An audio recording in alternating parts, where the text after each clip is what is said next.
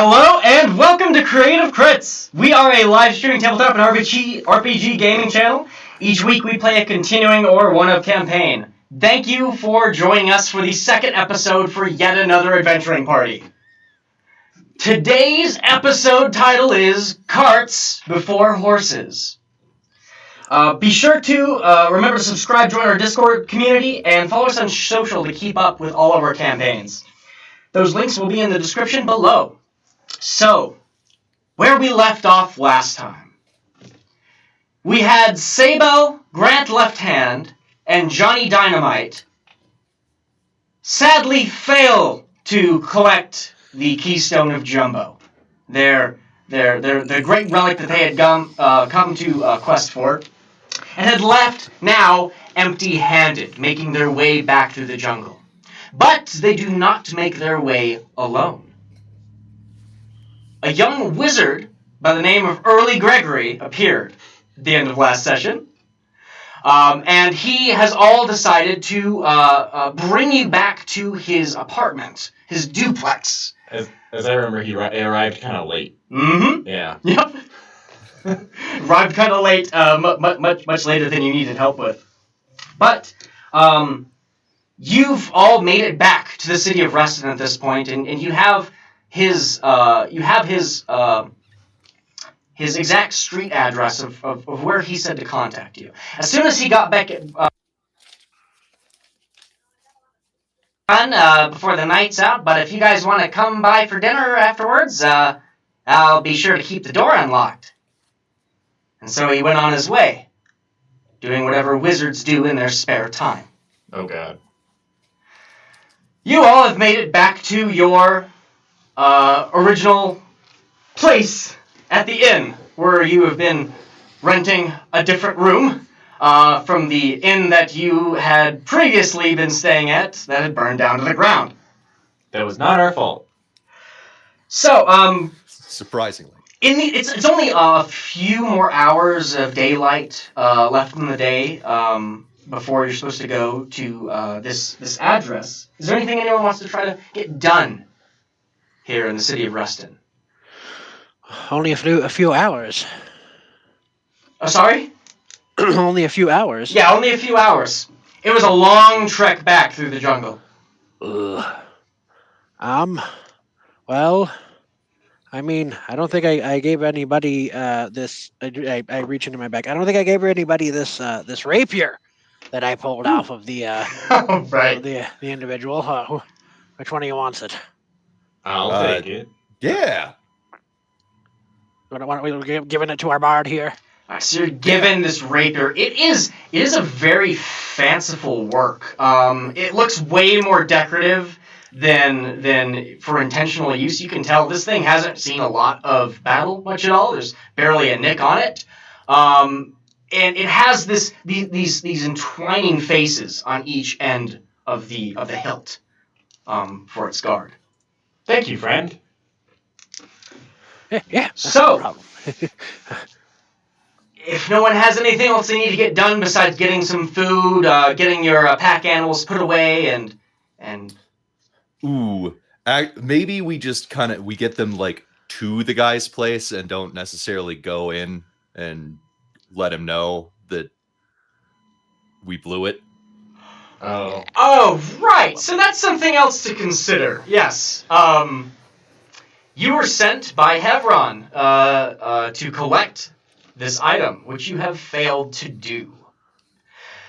As you're pulling into the city, and you'd be going around that sort of area anyway, you can see that there is a lot of commotion around his manor, with one or two regiments of guards, as well as have a look-see who seems to be interrogating and questioning some people. And you get a quick sense that they're looking for someone, and that you should probably get onto your way. Ooh. Well, I don't want to steal any ponies, so maybe let's just dismount and ditch the ponies. Good idea. Leave a note. Yeah. Yep. All right. We don't need a note. You don't need a note? Okay, just ditch the ponies. Yeah. Or maybe Havron's just write Yeah. Hevron's ponies, and then we'll Hebron's ponies and tack it on the saddle. All right. Okay. So, you've been told to go to 181 Brushstroke Court. And as you make your way up the streets, you find this little cul-de-sac where there's a good number of buildings around, none of which look very fanciful. This looks sort of like a rundown apartment complex here in the middle of this city. To the point where you're sort of surprised that you're being asked to show up at a place like this for an opportunity. We did blow the one at a manor, so the one at like a condo in the suburbs is a little more. Makes This sense. is our speed. I'm comfortable. Yeah. Totally just our a little speed. bit, Yeah, no. So, but you end up finding the exact number, and you start making your way up the stairs until you make it to 181. And it looks like there is a 181A and a 181B.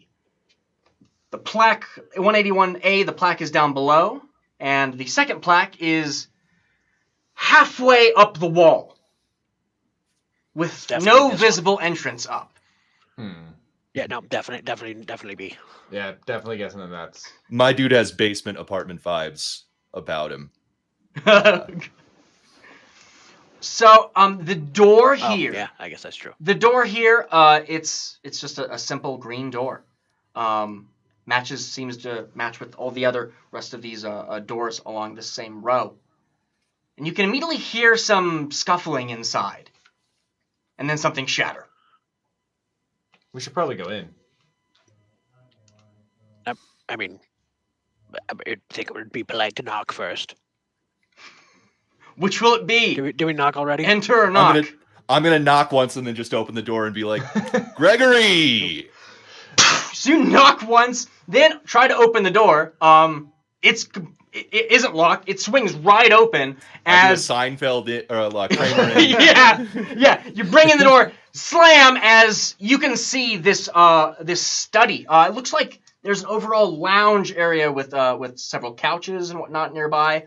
And right now, Early Grey seems like he's toppled on the floor, covered in flour, as he looks up with his hat all askew at you in shock, and goes, "Oh, well, you're early. Hello, friend. Hi. Well, welcome. I didn't know you guys would be here so soon. Has it been that many hours already? Oh, jeez. Sorry, I've been getting stuck in my books all day. Books. Yes, research. I see we're coordinating.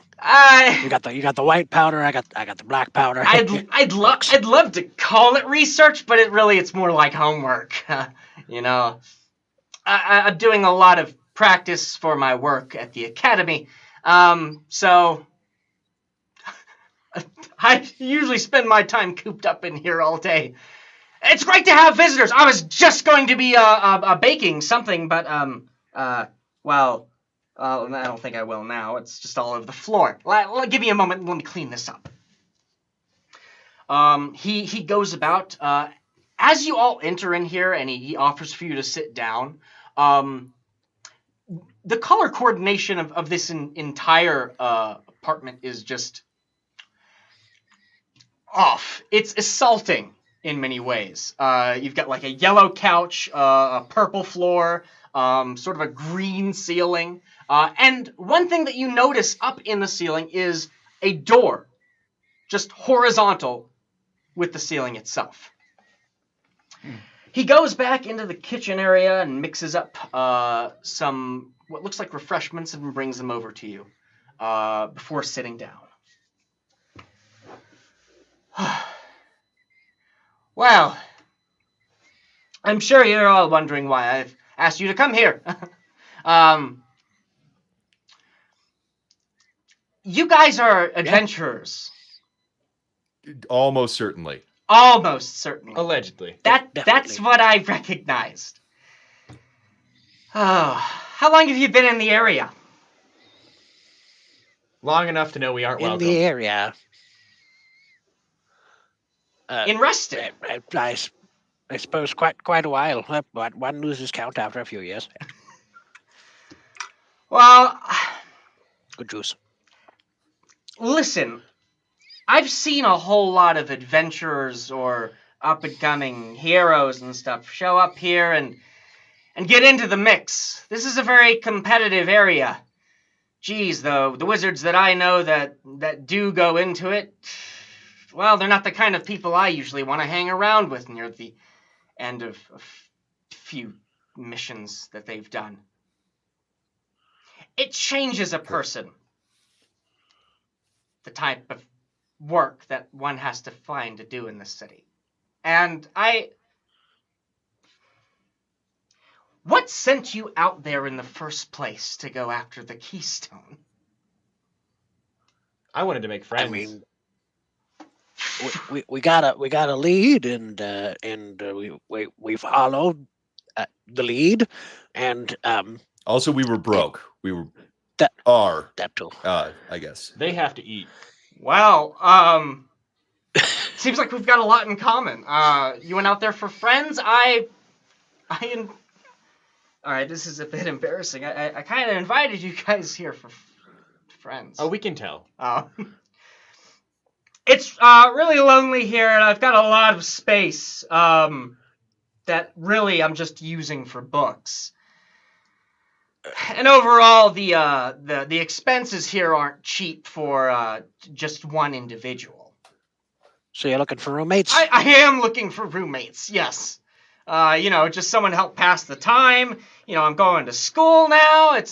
I thought I'd be able to meet a lot more people, but arcanists really aren't much of the talking type, is what I've found.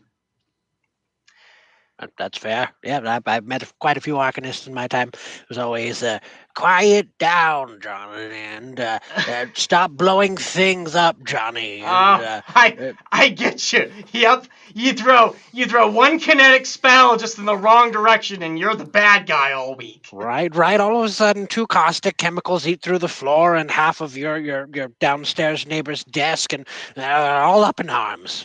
Yes, quite. Well, you see, if you end up working in this city long enough, you're just going to end up working for the wrong people and for the wrong reasons, I think.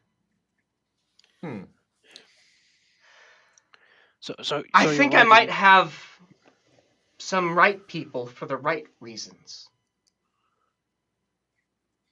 that might need some dire assistance from time to time. I'm going to be honest. I can't tell if you're talking about yourself. Oh, no, not me. No. Okay. I'm more than capable. I mean, and if I'm not, I've got a neighbor upstairs that he could take care of anything if I'm on his good side at least. But no. I'm talking about something that it's hard for me to go into because I have to know if I can trust you first. You can trust us. After I watched how you handled those jerks down at the hillside, I really want to. Yes. What can we do to put you at ease, to gain your trust? Listen, about 5 months ago, I came upon a certain sale in an auction. Didn't think much of it, but after some time with it, I've discovered it to be a bit more than what I originally purchased it for. It So happens acquired to an item. It happens to have some people that need some help. And I'm not sure I've got the time or resources or really the mental space to be able to put a conceited effort into helping them. So I just want to get this straight. You have an item that has people in it? If you bought a colony, we don't want anything to do with Have this. any of you ever heard of a demiplane? Yes. no. Absolutely not. What have you heard of it, my fine gentleman? Dynamite, was it? Johnny, you could call me Johnny. Oh, Johnny. Okay. You can call me Greg, or Earl, or Early, or you can call me whatever you want. You got it, EG. Anyway, Gee. as far as my understanding in regards to demi planes, is there a plane of existence, but they're not? Yeah, it's sort of a smaller space than whatever it's put inside. You might have seen me walking around with his briefcase, which he had last time and still has with him there set on the desk. Right. What's If I'm going to special about the show you briefcase? these things, I really need to know that you're the type of people that are willing to commit to this. And I have a list. I've got a list of conditions that you'll have to meet before I can really reveal this to you. Oh. Lay it on us. All right, let me find that. He starts pilfering through some papers. Okay. You seem like a friend who's gonna take a lot of work. What do you mean? You have a list? I mean, it's not my list. I had this list prepared. Let me get into it. Okay. Number 1. No one else knows about this place, and you have to keep it a secret. Number 2. You can't talk openly about the place once you've seen it. 3. You might get a bit nauseated first seeing it, and likely sick coming back. Gross. 4. The owner is not at fault for any risk engaged by any corresponding party or parties while inside the demiplane. 5. Rent is 2 gold pieces per person per month. Pretty basic. And 6. Thou shalt not unplug rusty toadstools. And that's an important one. Keep that in mind. So was that unpluck? Unplug. Or I suppose it could be unpluck. I mean, just don't mess with him wherever you find him. I haven't seen one myself. What do you all think? I personally have never seen a rusty toadstool, so I honestly don't know if I'd recognize one if I came across it. But it's those first 2 seem the most tangential. What's the word? Rather difficult to hold on to. What was we can't talk about it. Oh, and what was the first one? Can't talk about it, and you have to keep it a secret. I have to keep it. So those seem to be pretty redundant there. You could tighten your list up. Yeah. Well, it wasn't my list, so it was put on there twice, so obviously it's important. I once joined a club that had a lot of fighting that had those first 2 rules as well. Oh. Well, wow. Not good friends. I've never been in such a club. I was in a Three Dragon anti-club once before. I can tell. Is it something like that? Sure. Okay. Speaking of which, you guys play games? We should play some night. No, but seriously, let's get down to business.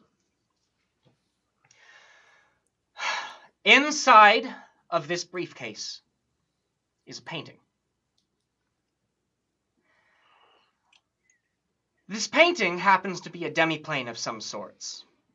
One that I've had a few steps into, but largely haven't dabbled much in.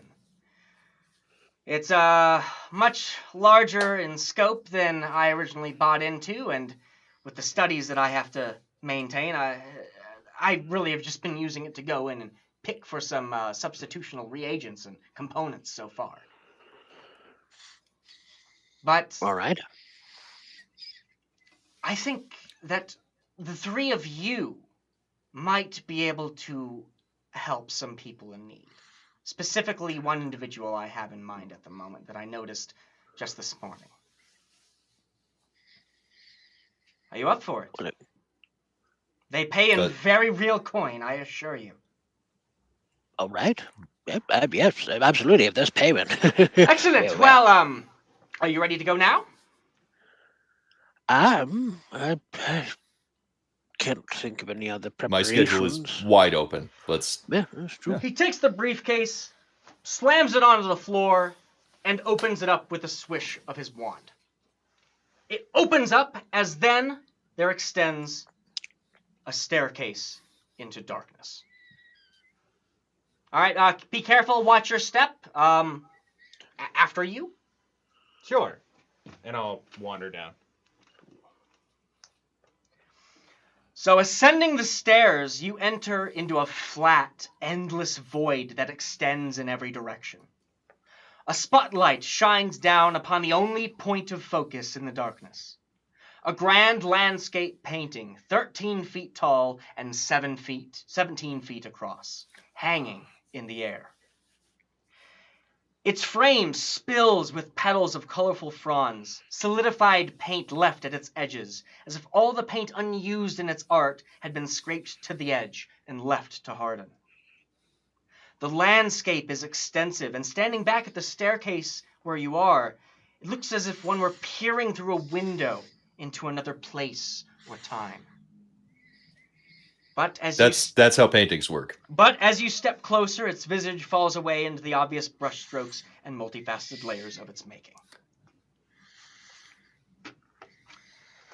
Early Greg steps up and looks at the painting before turning back to you with a expectant grin of some sorts. It's beautiful. Very nice. I got this thing for 50 gold pieces. So you could afford that, but not to live in a better place. You know, there's cause and effect, you know. Yes. Anyway, what sort of skills do you all have? I was able to see a little bit from you. I'm an inventor. An inventor. Oh. Yes, I make all kinds of great things. Currently, my current line of experiments are stick-based ointments and tools. Yes. Stick-based ointments. Hey, man, yes. We gotta talk later. I've got a thing. You're all about friends. Sure. What about not friends? Not friends. Well, I try to mostly assist my friends through the power of the many musical instruments I have. However, when things go poorly, I have pointy things. I just gave him a new one of those. Fair enough. Okay. That's very good to know. And speaking of pointy things, you, Mr. Left Hand, was it? Yes. Well, I recently learned I am not a criminal. I'd never tried it, and my friends were like, "Hey, give it a shot." And I thought, okay, maybe it'll be like when I tried blue cheese, but blue cheese doesn't make me feel like a bad person. Well, okay. That's some good thinking there. I like that. That will definitely come into They make you use feel like a bad person? Oh, the crimes. Should we not? Never mind. I thought we had a connection. I mean, we do. Now, you rat on me, I rat on you. I mean, we have... We'll go in the painting now. Connection. All right, excellent. I just need a simple handshake from each of you. Sure. All right, good. Now, let me take a look here. He whips out this magnifying glass that then extends into a much smaller sort of aperture at the end, and immediately starts scanning across this painting for what feels like minutes while you're standing there in the darkness.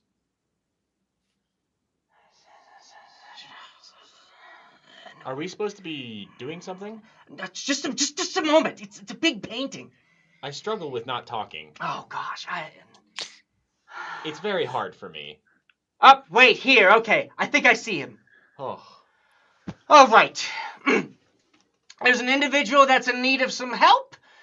So let's come to his assistance then, new heroes. Yay!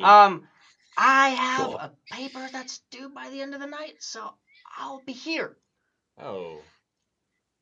If you ever need to get back, it's pretty simple. Just get sick. You mean like Dysentery? Ralph? Listen. Wait. So he focuses onto this painting and then brings out this chart of different colors, and then starts comparing it to one small speck on the painting before then going down to the frame itself with all of those hardened layers of paint. He then takes out a file and scrapes off 3 pieces, all with a lime green color. So you're going to eat this, and then you'll be in. Don't worry, Oh. guys. I've done this before. You're No, gonna see some things. Would it You're matter gonna, for You're gonna you? hear some I'm things. 40% lead. I figured that wouldn't. I'm not sure why that would matter for me altogether either. It just seems like it might be something you want to talk to your doctor about. Listen, I just bought the painting. I didn't make it. I don't know a whole lot about it. Oh. I assumed you had... Never mind. I still don't even know what the name means. Which he then points to a plaque underneath the painting that simply says Pentiment. Pentiment. Can you spell that for me? Pentiment.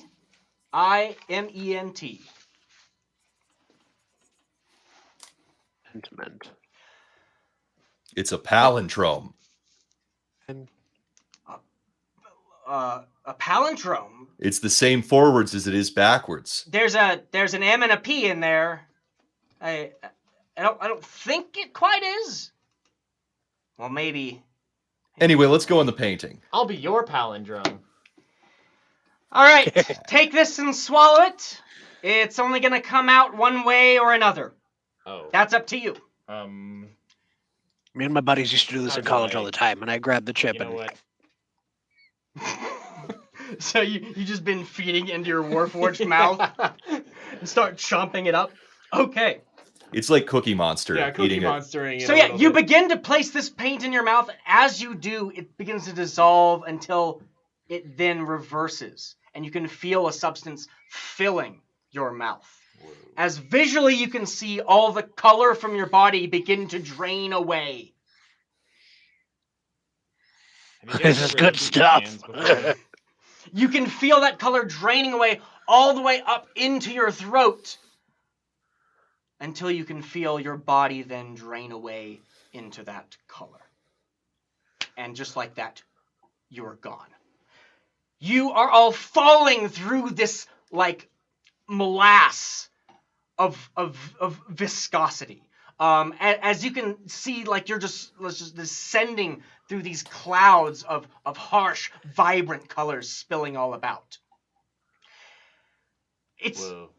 racking your body as you can feel yourself start to become reformed back into your original figure until you're then slammed hard onto violet grass. Ow.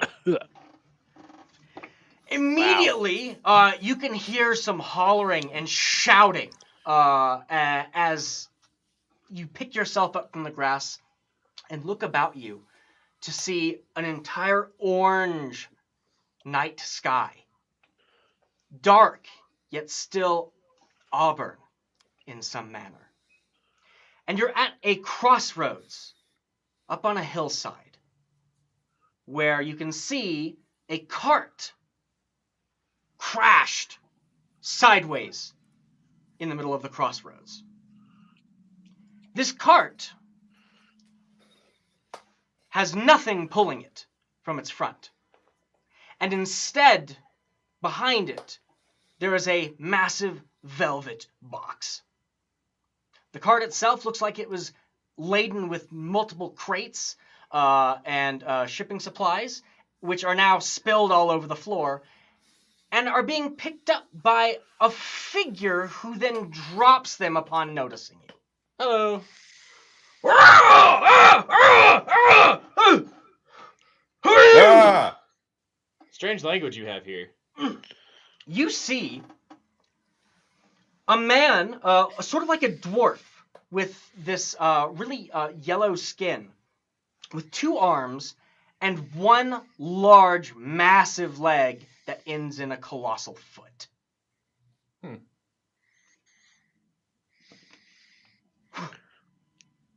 Bad trip, man. He Yeah. drops the crate he was holding, as you can hear things jumble about in it. You all right? As he also has a crutch under his arm, and he pivots his way closer over to you. Well, we could just come to you. Yeah, we have the capability. As soon as you start talking out openly to him, he's sort of shocked again and blinks his eyes. What in the outline? Are you all right? No, I'm not all right. I'm all jangled up. I just crashed the cart once again. Who? Where in the blazes did you come from? You're full-figured. Yes. As he kind of walks up and looks Grant up and down. My Nice. goodness, the definition on you. I've never seen anything like it. Where do you come from? What are you doing? Are you here to rob me? Oh no. No. Definitely learned We that. did that no. yesterday. Yes. Oh, jeez. Oh, you might as well rob me. I'm stuck here on the road and I'm not going anywhere. Can we help you out? Yeah, you seem to be down a leg.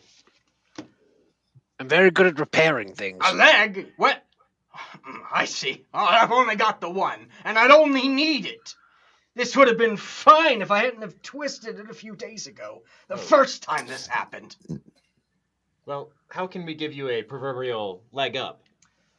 So, you can see clearly behind him, this cart is, it's one of its wheels is just completely broken on one side.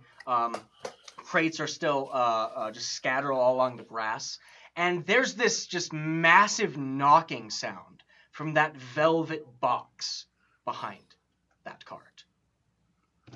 The engine's all messed up and there's no way for me to get it right. I've been trying to work on it for days now and... Did you say engine? Yes, engine. An epiphany engine. Yes. Let me just go over and take a look. Okay. And I scurry over and... Wait. I'm not just going to let anyone near my engine. Near my cart. Who? You want to show me what's going on here? I might be able to help. He looks you up and down once again, taking note of so many of the different adventuring garb and stuff that you happen to be wearing. Some of the little knickknacks and tinkerings around your clothing. Yes. And you can see him kind of second guess himself. Yeah, sure, let's go take a look then. Hooray, we're new friends. Excellent. All right. So, he takes you to the back of this velvet box where you can hear, this knocking inside of the box. All right. He undoes a latch and opens it to one of the most shocking tangents from what you had considered an engine. Inside, you see a Clydesdale. About the size of a Clydesdale, at least, this massive horse with horizontal stripes all across its body in black and white. Standing up in a room that is lined with vertical stripes all about it. Inside, there is nothing but massive amounts of pillows and cushions. And there doesn't seem to be anything mechanical here whatsoever. Have you tried turning it off and on again? What, like smacking the feller? And then immediately that horse begins neighing out and starts thrashing about inside of the inside of the box. And he goes, "Oh, it's no use. He's gonna be awake now for hours. Oh, let me get him out of here." As he undoes this just this little bar that's in the way, like a little rope, and just clicks it to the side as this horse steps out and goes into the grass.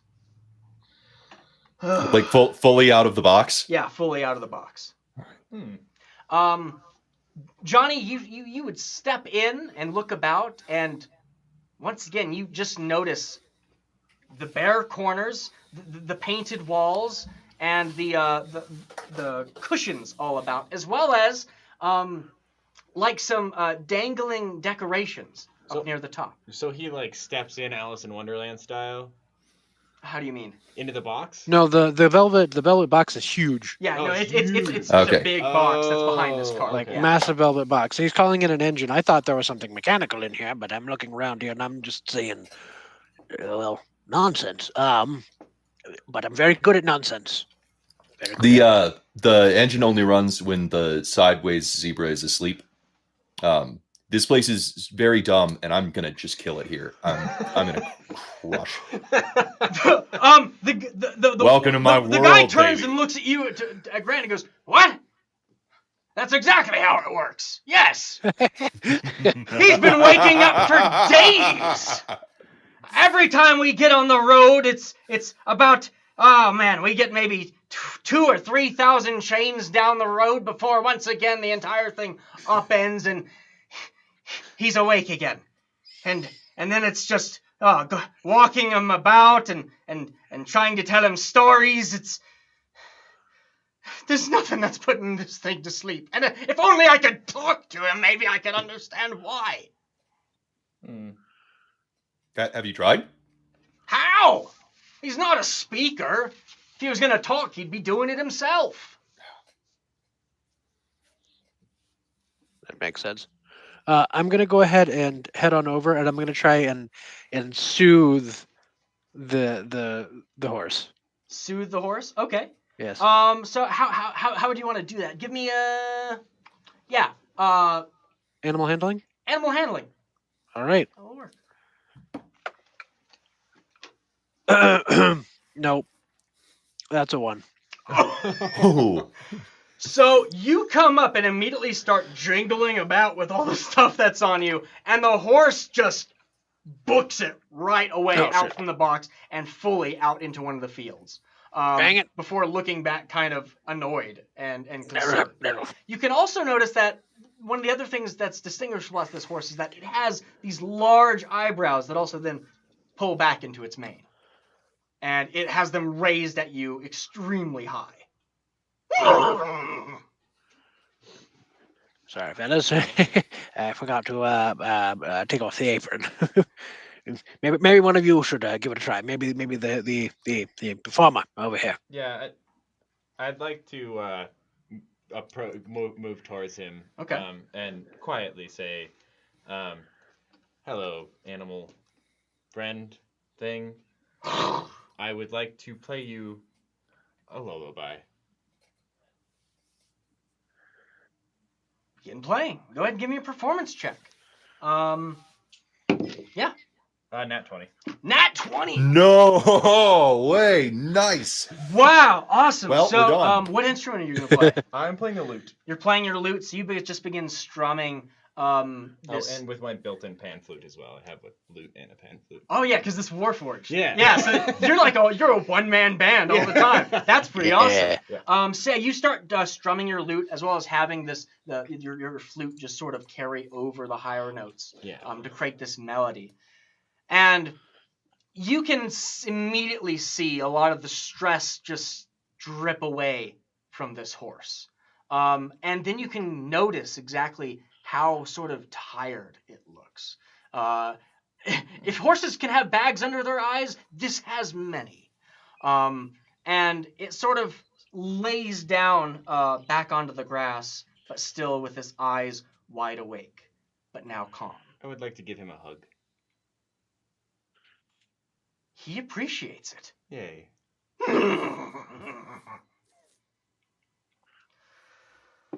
Oh. That was beautiful, I gotta say, says the one-legged man. But I don't think it's gonna do much good. I've played lots of music to try to get him to calm. I've given him his favorite drinks, fluffed all the pillows. Nothing's putting him back to sleep. Isn't that right, Barnaby? The horse nods its head before laying its head down dejectedly. Have you tried drugs? What? Drugs. What are those? Like apothecary supplies. What? Oh dear. We have an idiot. You mean like food? Sure. Well, I can't try any of the food. That's what I'm trying to do. If I don't get this cart running, people are going to be starving in a matter of hours. Oh. I'm already late. I've been doing all I can to try to get this shipment up here, but of course I was going to wreck here at the crossed-off roads, where no one ever travels by, except for strange folk that appear out of the blue. Oh, wait. Are we not the first strange folk to appear out of the blue? I want to make sure we're not. Oh no, he definitely is surprised at you're the first people. Oh no, I'm asking him. Like, yeah, right. You're the first that I've seen of any like. I'm pretty sure we appeared out of the green as well. Well, and then out of the violet when you stood up. Yes. Yeah. Yeah. Oh, this is all sorts of messed up. I mean, even if you fellas were able to help me move all these crates, I'll have it take forever. And that's when Johnny Dynamite has a thought. Your mind sort of tickles as you're stepping closer to the horser, who is now calm, and you can feel a sort of latent intellect there, waiting to be touched upon. I reach out with my mind and attempt to communicate with it. So, yeah. Do you just do that automatically? Do you have a process? Like how do you mind? So it's actually not technically me. It would be. Oh, true. Yeah, it would be Hornrim. Reaches out and so the horse hears it and said, "Hello there, good fellow." So, horse perks its ears up and its eyebrows stand up on end again as it goes. Who's talking to me? My name is Hornrim. I live inside the Clanky Man's head. I don't like how clinky he is. I'll make sure he stays away from you. Where Tell are us you? what... I don't see you. Again, you can't see me. You can only hear me. I reside inside the head of the Clanky Man. I'll make sure that he stays away. But tell me, you seem to be having more trouble than just that. Oh, I've had nothing but the worst nightmares. Daymares anytime I rest. Just constant feeling of dread settling in between my comfy pillows. So you have anxiety. I don't know what. I'm not afraid of anything. I'm more afraid of nothing. Of not experiencing. I don't know. Everything in my dreams is terrifying, but I feel like it's the answer. Have you ever been lost? Plenty of times. See, as a horse, I've never had that luxury. Anywhere I needed to go, I was just on my way there. And once there, I never needed to be there until I was on my way to go somewhere again. I've never really needed to be somewhere or such, so anywhere I was really doesn't matter. So how could I ever get lost? When am I ever You going to wish- experience that? Am I just going to perish never knowing what it's like to just be all alone and with no wits about you of where you are? No, I'm just You wish gonna to be in a wander. box. Comfy. Bit of a gilded cage, eh? Yes. Yeah. A comfy cage. But Comfy a cage yes. nonetheless. Of a sense. You wish to wander. You wish to get out and about without any care as to where you're going or what happens when you get there. Yeah. Just once I'd like to get lost. Could you help me with that? I think that could be arranged, at least for a short time. Hey, why are you just staring at my horse over there? It's making me uncomfortable. Well, you see, he wants to get lost. What? He Yes, says. yes. Yes, the whole anxiety of the known, of the certainty of the thing is what's driving him mad. He needs to wander. He needs to let loose, to feel the wind in his hair, not have to care about where he's going or where he's been or what he's doing. Well, tell him we're already lost. This whole mission's lost. That the food's gonna be lost. There's no way we're gonna make it in time. That's great news. You can tell him to get Excellent. lost in the box for all I care. We gotta get going. Well, it seems, and this is me talking back to the horse again, Yeah. seems, good sir, that we are in fact lost.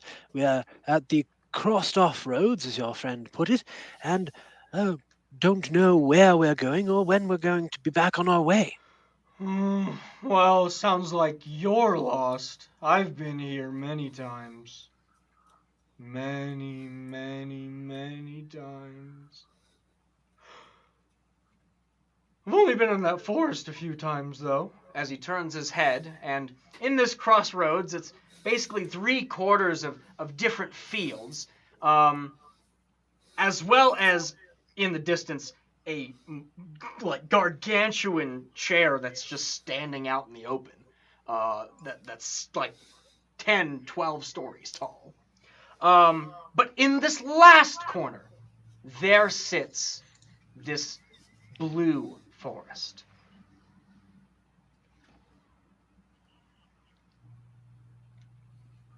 Blue what? It's a blue forest. A blue forest. All right. I suppose that there's nothing wrong with a little side venture as long as it puts you at ease at the end. Why? Turns to him and goes, "What's in that forest?" Wait a minute. So you're gonna try to just take my horse and get him lost, and that's gonna solve this problem? Well, once we get back, yes. Well, I mean, I'm not going anywhere with my leg the way it is. Just a quick question. Just a quick question. Just off the beaten path. Just don't know where this is coming from. But what's in that forest? And I point to the blue forest. That forest? Well, it used to be called Direction Forest when this was a main trade route. But since now trade routes have changed and this has been sort of forcibly cut off, now it's just some wood. Nobody cares to name it anymore. All right. I suppose we should go into some wood offside of the crossed-off roads and let your horse wander. If we can manage to get it lost enough to satisfy it, it may, in fact, come back and take a nice little nap. I mean, if that's what's been bothering them the whole time, then if you can solve it, then I'm gonna be be indebted to you entirely. Oh, how does this whole plan sound to you, Left Hand? Yeah, man, I get lost all the time. Let's do it. All right. Now, Quiet. I don't have much I can pay you with. All the goods that I've brought with me are for the people I'm trying to bring them to. Oh yeah, why are they starving? Okay, you said in a couple hours they're going to be starving. Is that like, ah man, I could like annihilate order of No. fries? So like he describes he's been trying to get food to a village that's off the beaten path for about a week or so now. He's had to turn back twice because of issues with this horse and with the epiphany engine itself. So this has been his third attempt. So he's assuming, and he basically signals, as far as he knows, he's the only person that's willing to come out this far to try to help these people. Well, we will do this anyway and assume we're just going to stumble ass backwards into payment. How about that? Yeah, we get to be adventurers. Yeah. Yeah. Adventure. Plus, Horse's new friend. Better than this guy. You're just gonna do this. You're gonna go get lost for a few hours for nothing. Yeah. At worst, we sell your horse. At worst, I'm stuck here. Yeah, I like those odds. All right, well, good luck, I suppose. I'll just try to get this cart back in order and flipped back onto its right side. Yeah. Wait, sorry, hold up. What's your name and what's your horse's name? Oh, I'm Shams. Shams. Name Shams. And what's the horse's name? Barnaby. Right.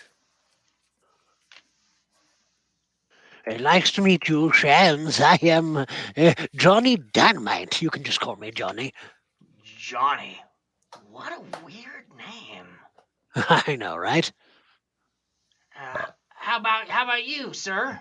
Grant. Grant. Grant. Grant what? Left hand. I already have one. Right there with you. And then I go over to introduce myself to the horse. You go up, walk up. The horse looks kind of confused. But Same. Nods. You're gonna be just fine with me, man. I get lost constantly. If a horse could smile, it would. And this one does. Yeah. Right. So, you were able to pick up all your stuff from sort of where you clattered into the plains, get your things together, and Shams says that he'll basically stay here to watch the cart and get everything loaded back in, so that as soon as you can bring him back, you can hit back onto the road. He says if you have any trouble finding the way back, you can always, of course, just look for the top of the chair. It should be clearly seen over a lot of the foliage in the forest. There you go. And you'll set off on your way into the woods. So, Very good. in order to get lost, that sounds like survival to me. But it doesn't sound like good survival. So Yes, our goal, we need to roll poorly. Our goal for this going in is going to be to try to fail survival checks. Okay. In order to get lost. All right, I'm gonna. Where did I find that one that I just rolled? It was nat one. Here we go. Now, in order, someone should probably start first for leading the group, and if we want to change up the order as we go. I have a -1. Does anybody have worse? That sounds I have good. a -1 as well. All right.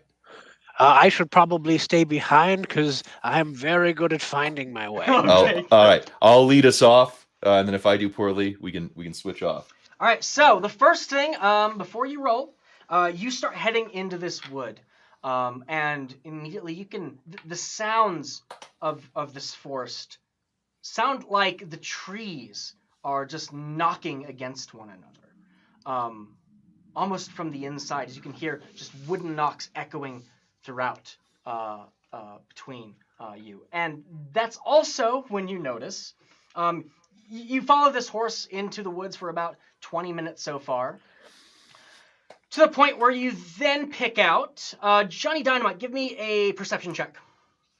All right. That is a 13. 13. Right as you're deciding somewhere to go, you notice several of these branches of these trees that you just happen to be nearby are etched with directional marks in all of their branches. So sadly, Grant, I want you to give me your survival check with advantage. Oh, Oh dear. all right. This forest is giving us directions. It isn't fair. First is a 9, so that's an 8. Okay, good. Ah, and a 17. Or 17. 15. 15. Okay. So you begin making your way down sort of this hillside and into this clearing in the forest. At which point you then realize that you're standing not in a clearing, but you're out of the forest entirely, and you're about 40 feet away from Shams, who's sitting on his card. All right, you're back already. I have an idea. I mean, back already. We really didn't get much into the forest. About how long were we in there? You were in there about maybe 20 minutes. About 20 minutes? Yeah. Not very long at all. But I do have an idea. If we go back in. Okay. All right. And I assume we head back in? Yeah. You'll head back into the forest. As we go, a different path than the one you first chose. Yes. I am going to. Are there still directional markings on the trees? You notice that there's a lot of them, and even if you're trying to ignore them, you can see that the horse is paying attention to a lot of them around him too. Okay. I am first going to see. Let me see what I have here. I am going to turn to our automaton friend. Shiny, do you happen to still have that lovely rapier that you that I gave you earlier? I do. I pull it out. May I borrow it for just a moment? Sure. Whichever direction the arrows are pointing on the trees, I am just going to make another arrow on the other side. Okay, all right, interesting. Johnny Dynamite goes about this. Grant, you have a weapon too. Yep, I'll do the same thing. Branches, you all would get the same idea and just start marking some things up. Yeah.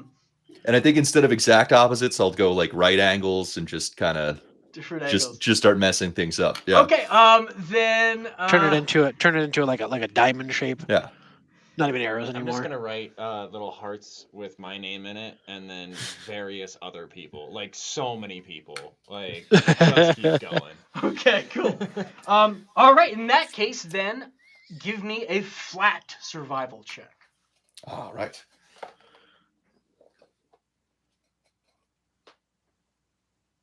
8. 8. All right.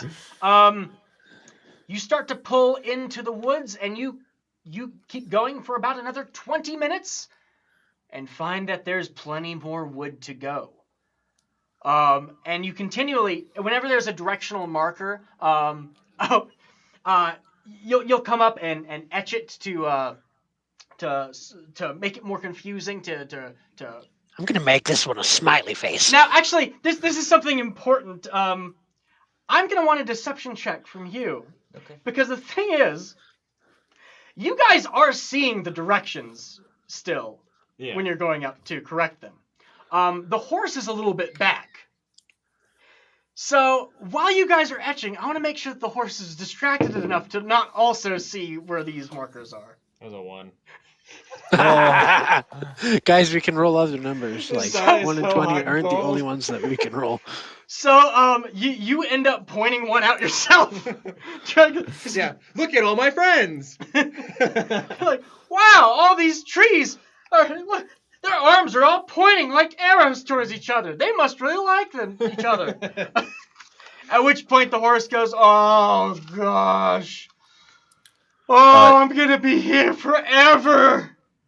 Always Barnaby? where I know." I know back where we come from, sometimes horses wear like glasses but sideways. that... Blinders. Yeah. Yeah. Do you want some glasses but sideways? Maybe, help get your head in the zone? So, okay, I imagine Dynamite relays that to him. Actually, so what's interesting is the horse seems like it understands you when you talk. However, it doesn't have a way of communicating directly back to you, except through Johnny. So, it's like... There's a telephone here. What a strange idea. But What a strange idea. then I'll just be looking in front of me. Won't I know where that is? Then I'll just be looking in front of me. Don't I know where that is? Oh. Oh, what if he walks backwards? I don't know if I'm very good at walking backwards. You know what, though? I'll make sure that you don't bump into anything. You're free to wander in any direction you wish, but I'll tap your rump if you're gonna bump into a tree, or let you know if you're going to go over other voice.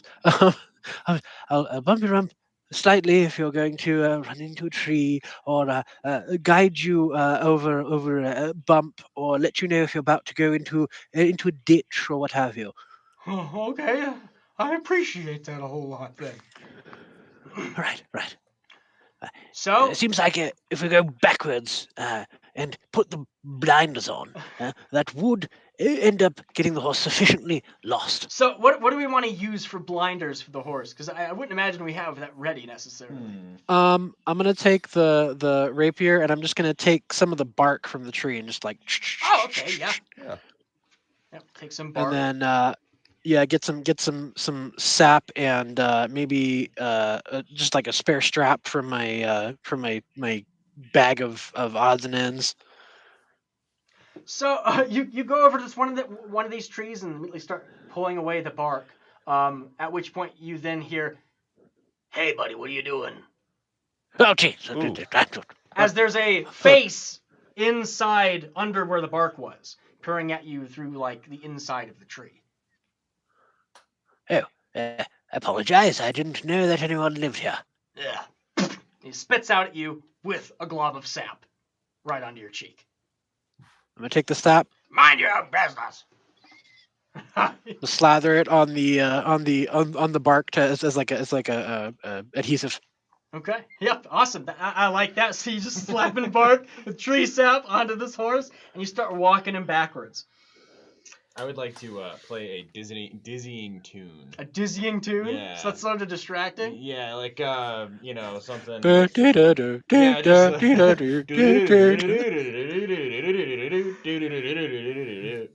Okay, go ahead and give me a performance check. Oh jeez. That is a 9. 9! Okay, that's really good for making not that great of a song. Yes. So It needs to be terrible. it almost, as with a 9, it almost sounds like your average song, but it's just a bit too late with almost all of its beats. They're just a bit out of place. So, and as you're doing this, you can find that the horse starts walking sort of out of sync as well from itself as you're playing this music. Johnny Diamond, if you can give me another animal handling check as we're going deeper into the woods. You got it. That is a 16. Nice. 16. Okay, that's good. So, it's a lot slower, but you are managing to be able to have this horse walk backwards without getting into anything that's directly harmful or hazardous to him. However, as he is walking backwards, you hear a major sigh come out of his mouth as he says, I can still see the moss on the trees, which means that's growing south, so I know that we're at least walking east. This is hopeless. I'm going to try and convince him that is a myth. Okay. What do you say? So what do you say? We're gonna instead? gaslight a horse. Let's gaslight a horse. Mr. Horse, actually, moss can grow on any side of the tree, because moss grows wherever it feels like. One time, when I fell asleep in a dump, moss grew up my forehead, and that was not south. Roll me a deception. With advantage. Okay, so that was a 15 and a 15 and a 9. 15 and 9. Okay. Horse thinks a bit, nods. I mean, yeah. Why would a plant grow only on one side? I guess that doesn't make so much sense. That's always what I've been told, though, when people are, traveling about with me. Seems silly. Does your tail only grow on the north side? No, it grows on the back side.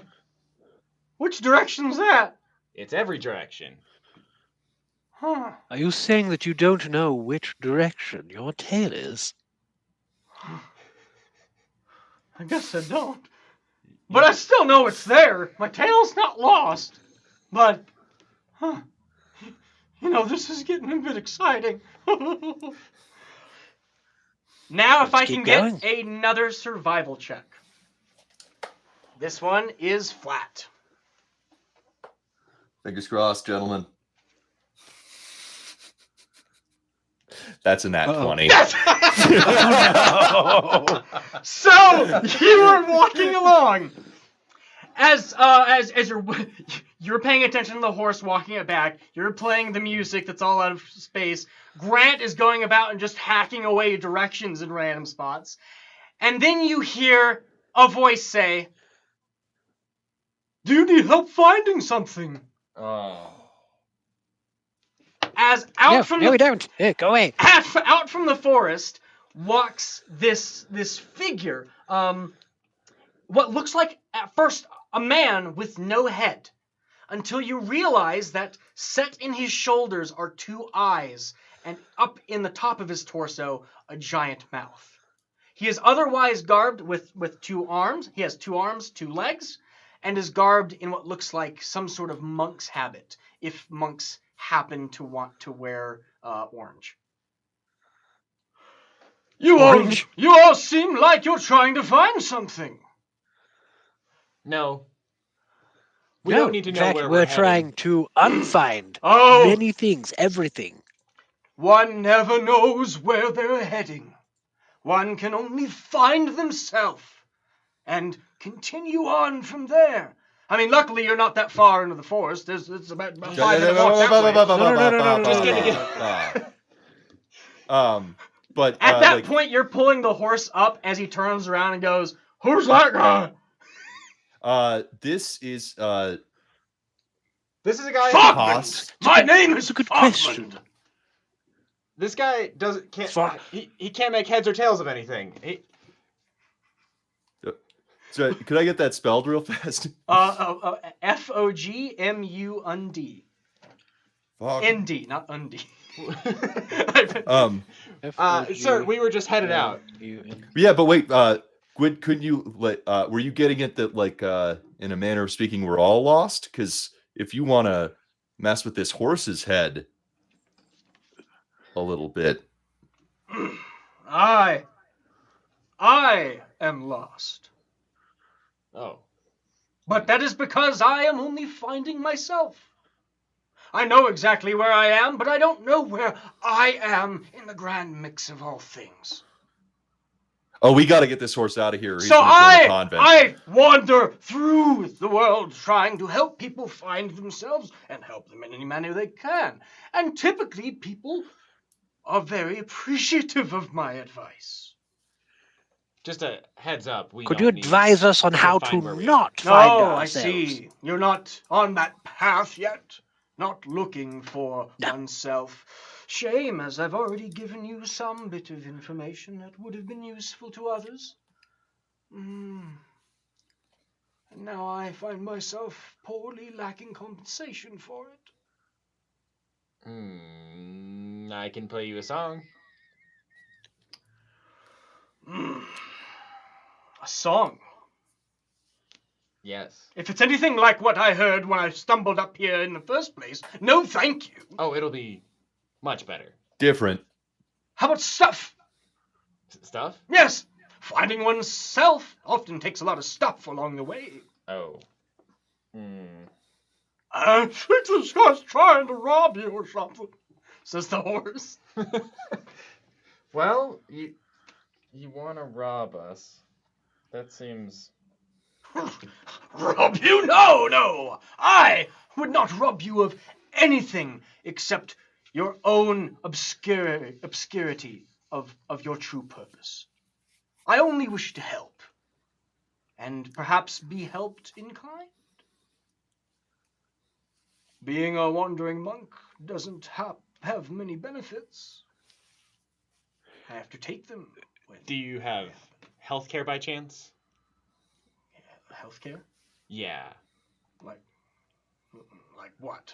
If you keep heading down this path, you're going to need some healthcare. Roll me intimidation.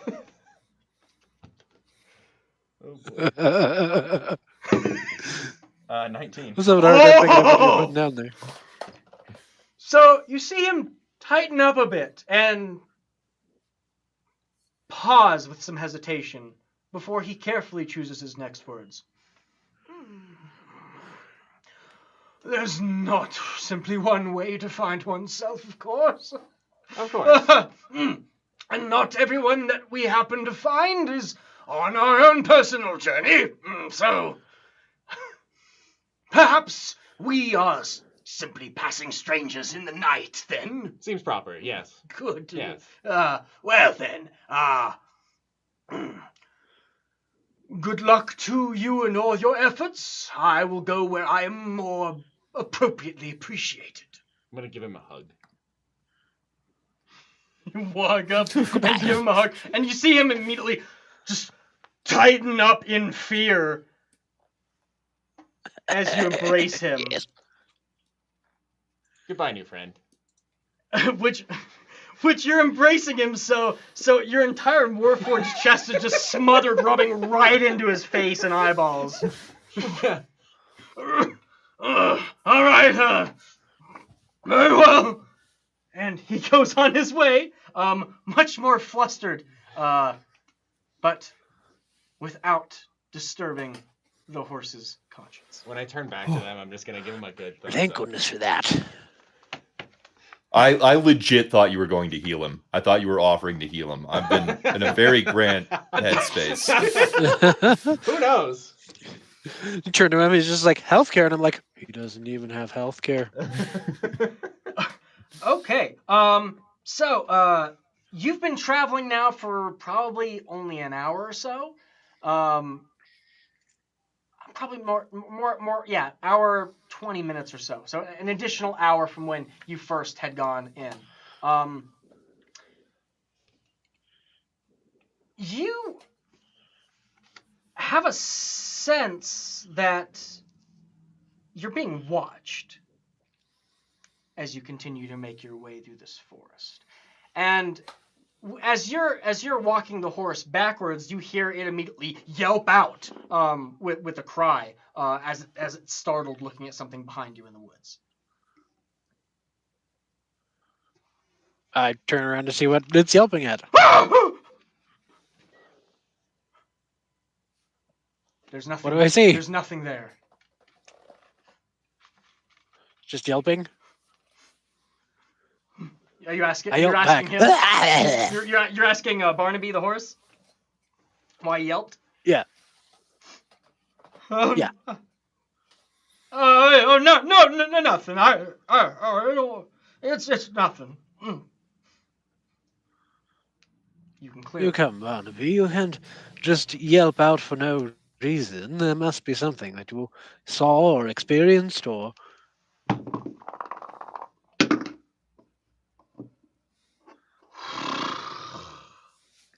Okay, I can't lie to you guys. I smelled a river just about a few feet ago, and I think I can tell where I am. Well, if you smelled a river that smelled familiar, that must mean that we're going around in circles. So we really don't know where we're headed or where we've gone. But if you're going around in a circle, then you'd be in the same spot. You could assume so, but really, without seeing the place where we are right now, you wouldn't be able to tell. Hey, I got an idea. Yes. You guys have had really good ideas so far, and now I got one. What if we just ran as fast as possible without looking? Just in that way. Just pick a direction. All right, I run after him. Okay, so he's gonna start booking. I want an athletics check from everyone, either athletics or acrobatics. Oh, yeah. To basically just be barreling through the woods without a care of where you're going or where you're gonna end up. You're still all doing it together, though. 15. 15. Awesome. Cool. 8. 8. That would be in 11. 11. Okay. Grant, you start feeling pretty tired by this whole experience by now. You have 1 level of exhaustion. At the moment. Oh dear. So, 1 level of exhaustion. Disadvantage on ability checks at the moment. Oh! I didn't think about that. Yeah. Okay. It's all coming together. So, which is great. So you stumble deep into the section of the woods as there's these much different trees that are growing here, not with thin sort of plants, but instead you see these giant leaves distending from their branches, covered in strange marks, what look like insect markings at first, until you come up and notice that the trees are growing parchment maps of the general area. No, this is bad. This is bad. This is very bad. This is very, very All right. I'm gonna stop real fast, and I'm gonna just I don't know, take my shirt off, and I'm gonna set it over Barnaby's head. I'm gonna say, all right, chill out for a second. We're gonna actually, okay, we got to get through this little bit, but if we keep doing the lead you thing, what better way to get lost than to be taken somewhere blindfolded? Well, I want to get lost. I don't want to be kidnapped. I've been kidnapped before. Barnaby. It's not really a lost sort of experience. I'm just end up somewhere else where someone wants me to be.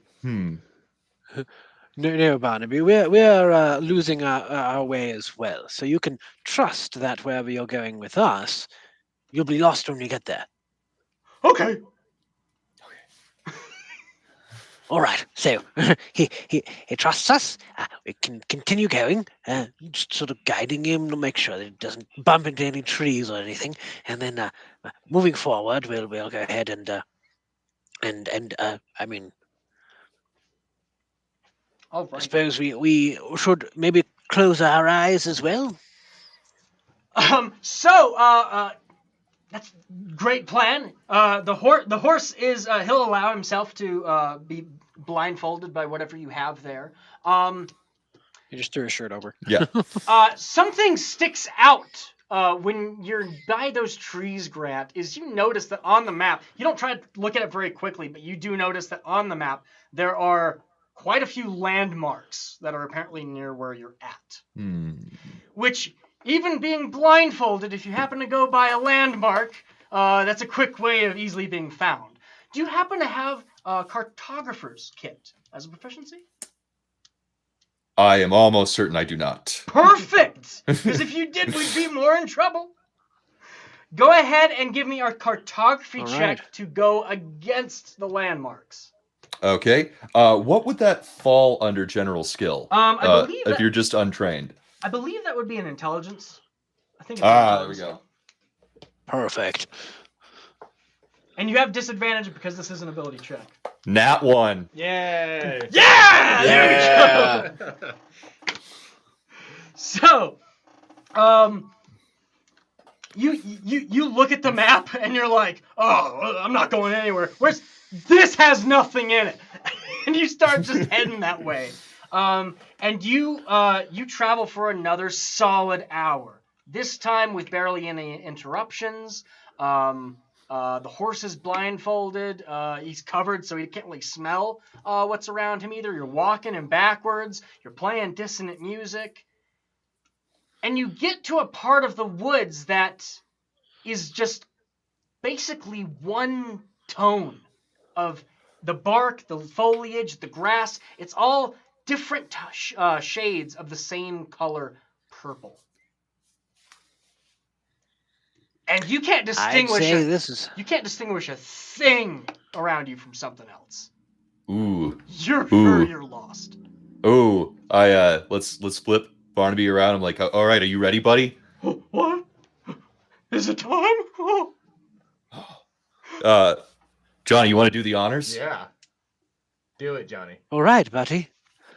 We are going to remove your blindfold, and you are going to be completely lost. And I just take it off. Take it off and reveal, and the horse sweeps its head, looks around. I don't know this place. I've never been here either. Neither do we. Yeah, I guess we're lost, but I don't feel any different. Yeah. I don't feel any different. Nothing's changed. Now I'm lost, but I'm with you guys, so I'm still right where I think I should be. We can leave. Sure. You do that for me?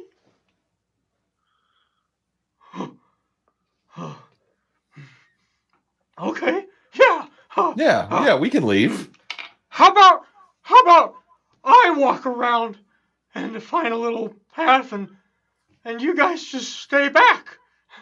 And Okay. if I need Perfect anything, idea, Barnaby. Good job. if I Yes, need perfect idea. anything, We won't come to help. don't come here. Yeah. Yeah. That'd be Right, good. we'll just stay back. All right. Cool. He begins trotting into the woods Goodbye, quite a horseman. bit before you can start to see a little bit of a gallop and stride go back into his movements.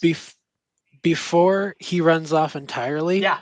I'm gonna mind link with him. Cool. Yep. Makes That sense. way, even if he decides to just take off for the next hour, Then he I can still communicate. Yeah, he should still be able to communicate with you. That is true. Yes. So All right. now what I'm going to want is a stealth check from everyone Yes. Yeah. to hide from the horse. 11. 11. Okay.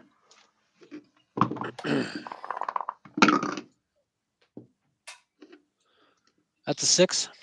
Oh. 5. Oh, gosh. Guys, where were these with the survivor rolls? Oh, so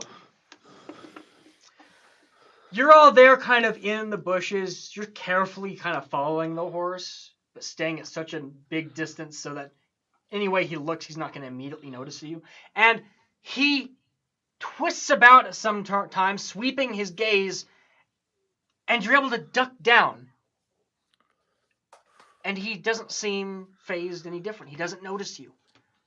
And you can see him kind of go about his own way and start to quickly pick up some more spring into his attitude. He starts trotting about more happily. He can sort of feel free. And you also hear him then say, "Oh man, I'm terrified. Oh, this is awesome."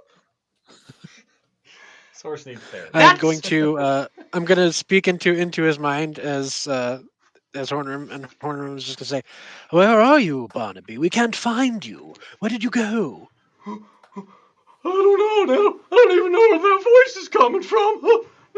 I've lost that too. You're completely lost, Barnaby. You're completely lost. It's at that point you can feel the air change around you as something large steps up behind where all you're crept. And you can then hear something speak out in this like voice of needles running across needles. Are you lost? Yeah. Hello, You friend. turn around and see what looks like this being entirely composed of these knotted needles and other bits of forest work that are all bound into this massive compass set into its chest and its head. Why is Oh everyone so helpful? no! We're good. It appears that you are lost in Direction Forest. Nope. We are fine. It is illegal to be lost in Direction Forest. Not lost. Yeah. I will now exactly. assist. Nope. Everyone, We please got it. Everyone, please give me a Constitution saving throw. Oh boy. As Oh boy! this wisp of gas just expels out from this construct. That's going to be a 10. 10. I have disadvantage on this, right?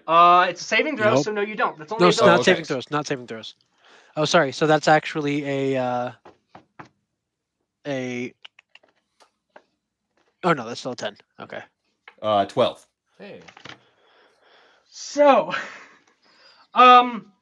this gas boy. expels, and immediately you're the two that noticed first and kind of step back and are able to cover yourself. Johnny Dynamite, you pull yourself up after looking at the horse and look right back and get a full breath of this gas as you can feel your entire body tighten up and constrict with paralysis. Oh geez. Everyone, please roll initiative for me. Oh god. 16. Not That bad. is Not 16 bad. For me. That is a 19. 9 for me. All right. So, sorry, 16 you said? Yes. 9 for Grant? Yep. And for Dominic, what did you get? 19. 19! Okay. Mm-hmm. Dominic, you are up first, then the Compass Rose Golem.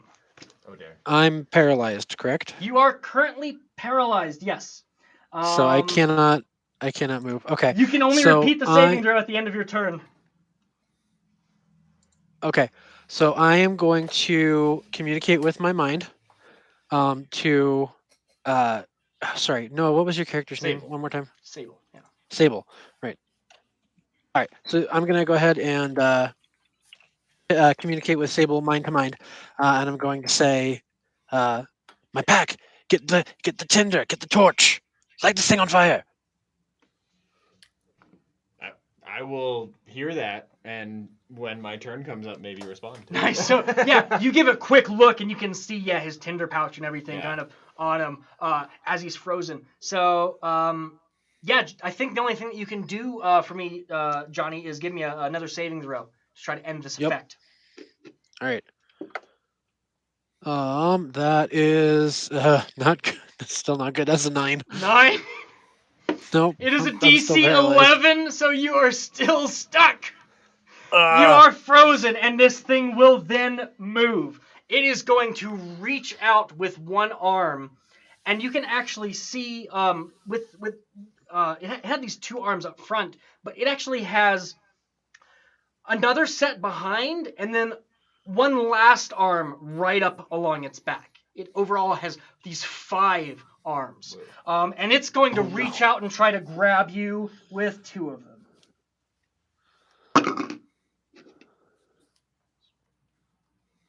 Give me a opposed athletics check, Johnny. About that. Oh, Jesus, and okay. you're paralyzed. So actually, hold on, let me see here. Oh no! Oh, yes. that's I like just a- thought that's You an about auto that. automatically fail. fail. So he grabs you with one, and then he's going Yep. to try to grab someone else with another. Oh dear. That Oh, is going to be. It's going to be Sabel. He goes for the shiny one. Quite shiny. All right, so give me an opposed athletics check. Athletics? Yep. Not athletics? Nope. Oh dear. That's a 15. That is a 17. He grapples you and grabs you, lifting you up off of the ground. He will then try to grab Grant as well with one of his other arms. Give me an opposed athletics check. And I do have disability or disadvantage Yes, on this one, yeah, right? it is true. Yeah, you do. Yeah, okay. Well, we're all just going to go with this guy. All right, that is a 17 on the first. Oh, and a 23 on the second, so 17. I rolled a 4. Nice. So All he right. does not grab you. And at that surprise, as you're able to push off from him, he goes, "You are illegally violating the law of Direction Forest. You must comply." And he's going to swing with his last 2 arms. Oh, nope, a 7's not going to hit you. How about a 14? Not going to do it. Okay, so yeah, it swings twice at you, Grant, and it misses with both of its needle-like appendages. Then it's going to be Sabel. Okay, so as I'm grappled, do I basically just have to try and get out of the grapple? So it means your speed is 0. Okay. That's it. It makes your speed 0, so you can still Okay. act normally for almost anything else. So to escape the grapple, you I can just make an acrobatics or athletics check. I'm gonna try an acrobatics check to get out of the grapple, I think. Okay. Yeah. What was that, Dominic? Was I skipped? Yours was... Attempting to become I got a- unparalyzed. 19. That was you Not- trying to get unparalyzed. Yeah, you were trying to get Okay. unparalyzed. Because then it's the golem, then it's you two, then back to... Okay, got it. Yeah, you're first. So that was to get out of it was an 18. Okay. Let me roll it. Which hopefully maybe. Yes, you're able to break out of his grasp. That is your action to do that. Okay. As the bonus action, can I give inspiration to Grant? Oh, yes, absolutely. Nice. Yes. So yeah, what do you say? What do you do? Grant, you are looking less dumb today. Absolutely not, my man, and that's why I'm the man for this situation. How true that is! All right, after you've used your action, bonus action, I believe it is then Grant's turn. Okay. Quick question: is the base damage on a short sword 1d6? Yes, it is. Okay.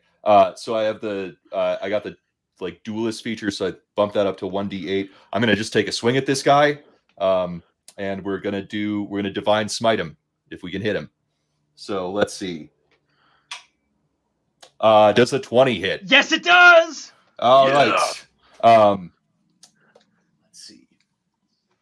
You hear in your head, kick his butt, Grant. I need a 1d8. So you're figuring this out. 2, 3 d8s. Yeah? Yeah. Oh, garbage. But 11 plus 5, 16. 16, okay. 16 damage overall with that smite. Good hit. Damn, Solid. so that's a solid mark right into him. You just stab that short sword almost like you smite kind of near the compass. You're like, oh, I'm done with directions, and you crack the glass right on that thing, which seems to immediately anger it. Then it is back to the top of the order. If there's nothing else Grant will do, that is Johnny with All right. escaping paralysis. Yep, still getting the paralysis. I'm going to try and connect to its mind. Just try and reach out. Is there anything there? Oh no. You don't It's a have construct, right? anything that you really connect to. Yeah. Yeah. Okay. I mean, I don't- what you connect to and get is exactly what it's openly saying. You are violating the Right. law of Direction Forest. yeah. Okay. So if I were to say anything to it, it wouldn't be able to respond. There's no consciousness there. Yes. Okay, that's fine. So I guess I just try and roll and get out of the paralysis again. Okay. All right. I believe in you. Oh, that's cocked. Okay. That is a 16. You're unparalyzed. Yeah! Yes. Okay. Awesome. So I bet that's the end of my turn. yeah, that so would I be don't the end have of your anything turn. else. So it would go again. So it is. It's gonna try to grab who it hasn't grabbed.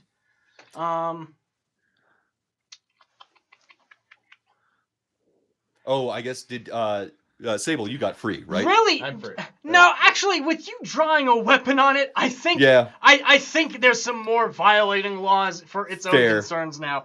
It's gonna start swinging. So this first one's gonna be for Sabel. That's a 22 to hit you. Oh, that'll hit. Okay. Yeah. Surprisingly. That's going to be 3 bludgeoning damage. Oof. Actually, this one's piercing. Okay. This piercing damage. Its second attack. That is going to go against Grant. That is a 11 to hit you. Nope. Nope. It's going to swing again. That's not a hit. It's gonna go for Johnny Dynamite. Ooh, 23 to hit. Yeah, that hits. That is 5 piercing damage. And then its last one. Oh, it really wants you, Grant. It's understandable. That is a 22 to hit you. That's got me. 7 bludgeoning damage. Oh, for that last one. man. Because it comes down and just slams its bulk into you. And now it is Sabel and Grant's turn. I think I am going to Thunderous Wave this boy. Okay. So that's a DC save of 14.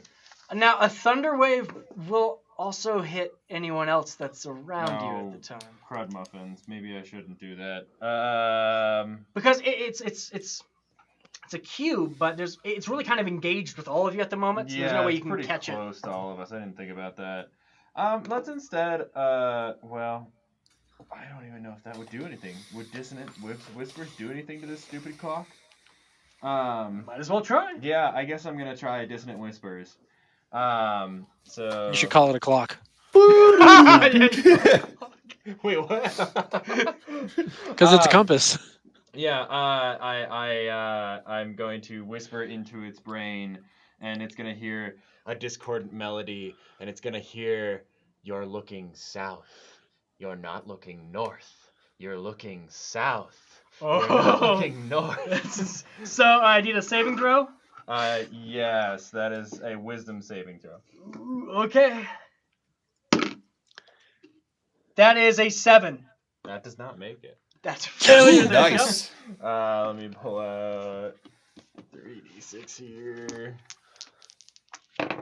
And it's gonna take 10 damage out of that. 10. Nice. Okay. Yeah, you see it immediately start just whirring about, and a lot of its plant nature twists upon itself as if its body's trying to reorient itself one way or another.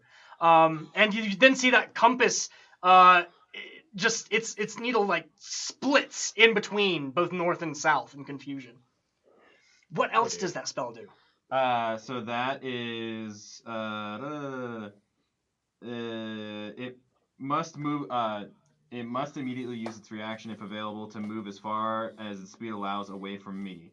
The creature, it won't move across dangerous ground. Okay. Yep. Okay, so yeah, it's gonna do that. It can only move 20 feet, but it will do so. Get away. As he's going away, though, I'm gonna just in his head go, "Wait, come back." Am I still in its grip? Yes, you are. So actually, yeah, you're still carried over with it as it's just whirring in confusion. Grant, you're up. I'm gonna close and I'm gonna attack him again. Cool. And this time we're gonna do a thunderous smite, which is only 2d6 extra. But if it succeeds, he has to do a strength saving throw or be pushed 10 feet away and knocked prone. Nice. And sorry, go ahead. that will actually knock Johnny out of his grasp because That's what I was movement. hoping. That'd be good. Yes. Also, how does inspiration work? You got one per session. The inspiration for I got bardic from, inspiration. Bardic from- inspiration. Yeah, from Sorry. from Sabel. Oh, It should be 1d6. an extra d6. And do I have to call that before I make a roll? No, I don't. No, it's Okay. You can add it to a roll if you don't believe it's enough. But before to you make know the result. But if that before I ever know the matters. result. before you know the result. All right, Yep. let's give this a shot.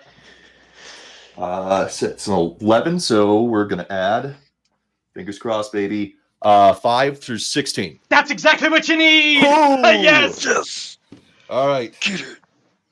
Give me 1 second. I need. Let's take D8 and 2 of these guys. Roll. That is a 15 damage, and then he has to make a DC 13 strength saving throw.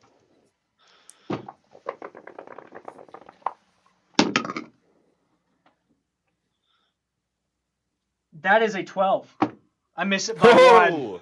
So yeah, you swing and you just slam right into the arm that's holding Johnny, as Johnny stays where he's at, and this thing is knocked back into the woods 10 feet.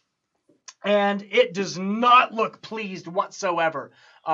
Most of its foliage now has been just sort of either cut away by your sword, or has been just knocked into disarray from being jumbled about both mentally and physically. So that then leaves Johnny up and free to do his turn. Yeah. Yes! Set him on All fire. right. Set him on fire. Yeah. Fine, So I am gonna take an action to. I don't know. This is kind of a toss up here. I need to flip a coin. Give me a second. I want to know if I'm gonna try and figure out if I'm gonna set them on fire or if I want to do something that might be a little bit more damaging. So we'll see. All right. So we're gonna go with the second plan. So instead of setting him on fire, I'm gonna go ahead and pull out a empty bottle, and I'm gonna spit into it, and then immediately aim it at the golem, and I'm gonna cast Tasha's Caustic Brew again. Oh yeah, okay, cool. Nice. Yep, you're throwing that brew. Yep. Do you Yep. just So yeah, wait? you hear me? Do you just have like a whole bunch of stuff in there that your spit is the catalyst for activating it? Yep. That's kind of cool. Yeah, So yeah, you pull this. You see me pull this bottle out, and I just go quang tweak tui, and then I pointed at this thing, and you see it start to bubble, and then poof, blasts out at this creature here. It needs a Dex saving throw of 12. Okay. Oh, Dex saving throw. That is a 14. Ah, dang it! So it does make it out of the way. Let me just double check and see if it does anything. If it makes it. Half? Yeah, I'm trying to see if it's a half or anything. Dexterity saving throw, be covered acid. Nope, it's just a save or nothing. It's one of those Yeah. spells that's cool if it hits, but Alright, otherwise okay, so it skids right doesn't past do him, anything. just shatters up against a tree as that begins just melting away. And you actually this golem dodges right out of the way, but then stops staring at that potion bottle that you had just shattered before it just looks towards you and begins charging with malice. Oh dear.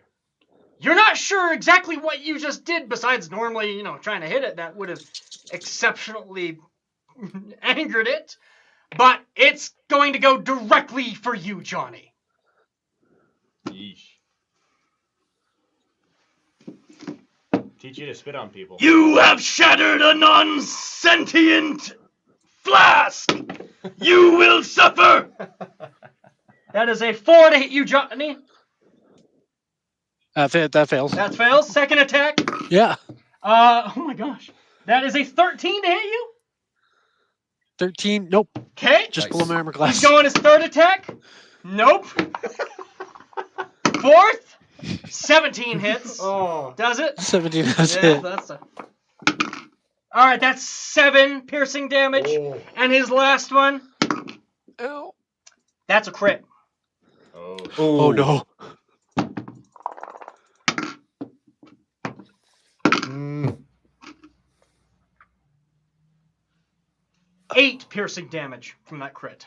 Are you up? Nope. Oh, so you hit the ground right after that. Yup. Oof. And thankfully it's not my max HP underneath, but I am down. So you're at 0? No, it was it takes me into the negative, but not negative 15, so I'm okay. Okay, got it. Yep. Sabel, do you have anything healing? Oh yeah, I have cure wounds. Okay. I'll try to box this guy in. Yep.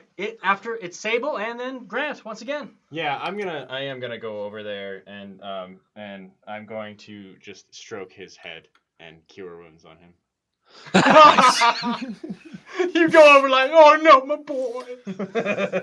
My boy. What at the top? So that is. Oh wow, that is max. Nice! So that Nice. is, plus my spellcasting ability modifier, so that's 13. Wow! Nice. It never happens on healing. That was Killer. crazy. That was a lot. So boom, you're back up after you stand up, of course. Yeah. But yeah, consciousness is back into your eyes as this golem is then just looming over the crouched Sabel who is healing him and the prone Johnny Dynamite. Oh, I lied. I'm sorry. That's 10, not 13. 10. Okay, that's still really good. Yeah, that's still good. Grant, what are Yep. you gonna do? I'm gonna do what I always do. I'm gonna hit him. Oh, you're not gonna move crates down at the docks? we tried that once. We can do that later. I probably will. Yeah, All right. all those food crates need to be moved, probably. 18 plus 5, 23. Yes! All right. Man, I need to get a D8. I don't have... It's like all I need today, and I don't have one. Oh, I have D8. plenty for you right here. 8 damage. 8 damage? Nice. Oh! Maxed out. Well, it's a 1d8 plus 5, so... Oh, okay, okay. I was like, So this thing is whirring just on its like last bit of vitality. That's going through its body. It's still up, however, and Johnny, it looks down at you with a deep-seated anger. okay. But it's Um, unfortunately your turn. It is. Oh, or Or fortunately. fortunately for you.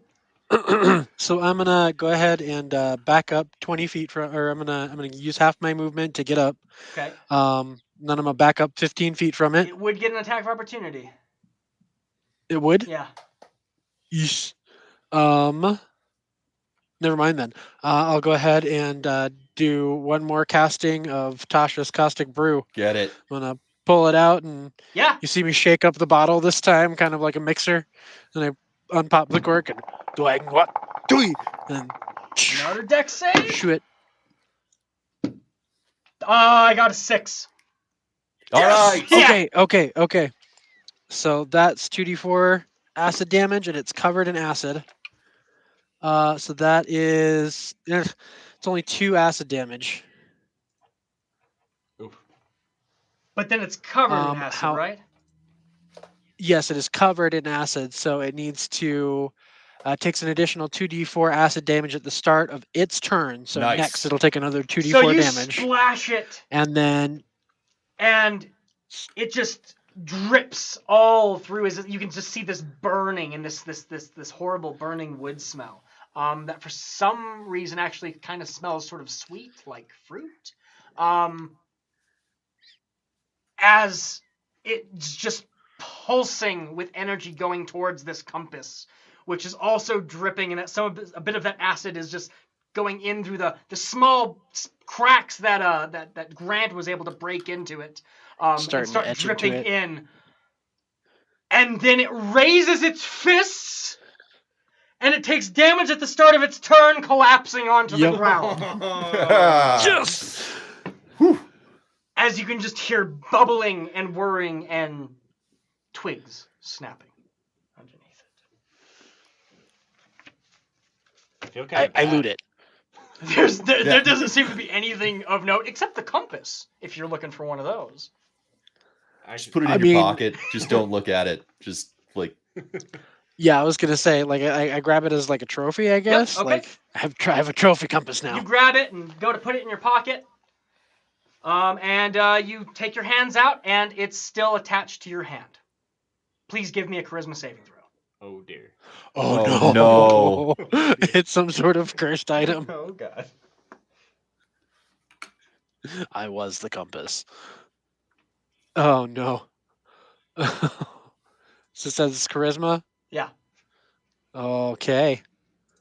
Well, that's a 2 on the dice, Oh! and I believe my charisma save is a +1, so that's a 3. So, you find that this compass, you take it out, and then you see it back in your hand, and you're surprised as it then sinks into your hand. Oh. Okay. This is new. Kind of awesome. Not going to lie. Nothing else of too much shock happens besides now there's a compass literally embedded into your hand, and by the wisps and stuff you can tell that this is magically done. And then you kind of feel a pull in your body to one general direction. But it's a very soft and not very strong pull. Oh, okay. So I'm not like physically being pulled. Yeah. Okay. In the meantime, you look around for where Barnaby is, and he's nowhere to be seen. Uh-oh. Can I still feel him connected with my mind? So you try to reach out with your mind, and immediately you get visions of fear, lost. Okay, this is lost. I'm good now. I want to come back. Okay. I'm going to feed Barnaby the images and general direction that we are now that I know inherently which direction that we're facing. So you feed those directions to him, at which point he goes, nice, and then shows you what he's seeing. On his face, his entire vision of what he then describes is an iridescent haze covering his head, where you can just see a silhouette of a massive hand coming closer to him in the woods. Oh no! Oh God. As you're having this vision, I assume you're just staring off into space, and I'm just gonna kind of poke you and be like, "What is wrong, friend?" Barnaby's in trouble. We need to find him right now. So you're gonna rush out into that clearing to at least try. That's where you last saw him. Yeah. So somebody give me an investigation check. Not your guy. That would probably be me. I actually can. You can go. You can do it if you're better than Johnny. Yeah, I have. Let's see here. Actually, well, it'd be probably be. I have a probably, proficiency in probably investigation, survivable. so I'll allow investigation in this case. okay. Either way, it's pretty good. Okay. Go for it. With investigation, I get an additional.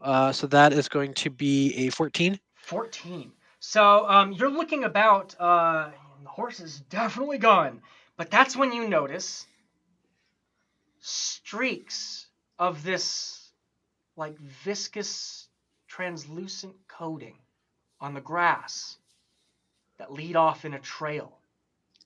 I'm good at viscous coatings.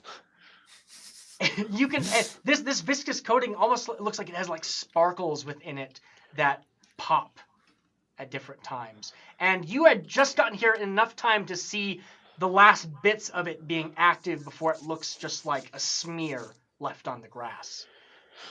And you immediately then find a trail to follow. All right. So, you're going to continue on that way. I'm going to need a survival check. This time, hopefully succeeding. Yes. To try to track this trail and find out where he has been taken. Testing these guys out here. All right. Okay. And that is going to be a 15. 15? Okay, yes.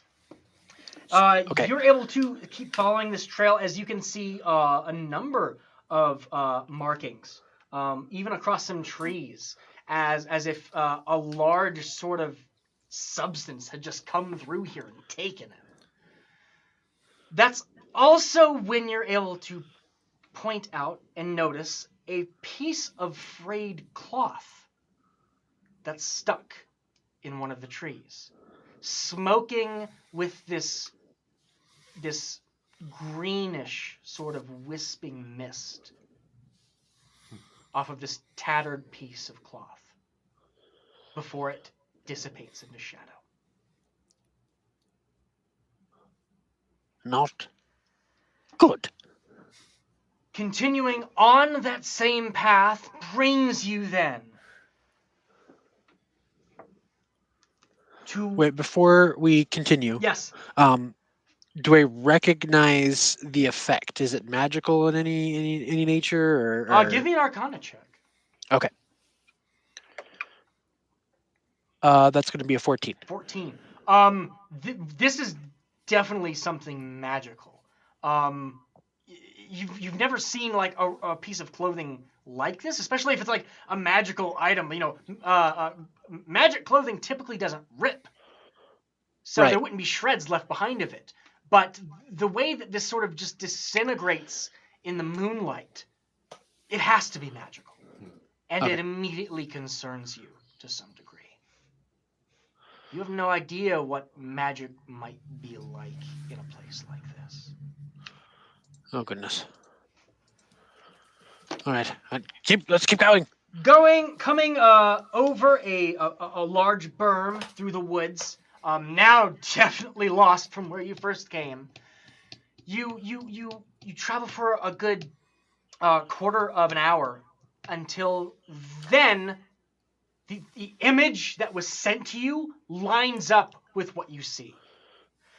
You see this monumental, statuesque hand sitting in a valley. Its middle two fingers, their tips, shattered and broken. And it's there that you can tell, oh, this wasn't a hand that was coming out towards the horse. Barnaby's been taken inside of it. Ooh. Let's have a break. Ah! We'll be back Well- in just a few minutes to finish off this adventure, guys. We lost a horse. Our All work right. here is done.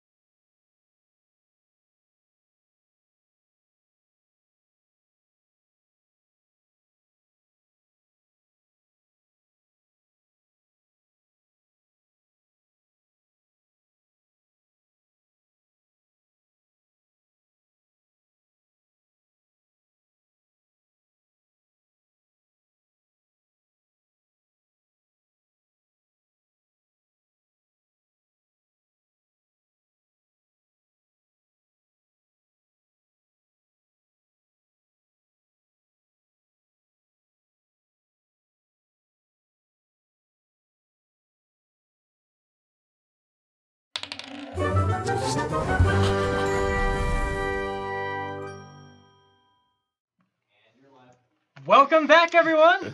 All right, we are heading into what appears to be this monumental, like it's almost like the hand of a statue that has been severed at the wrist, and that now lays like upright, almost dug into the forest. One of its fingers just is sort of lodged down.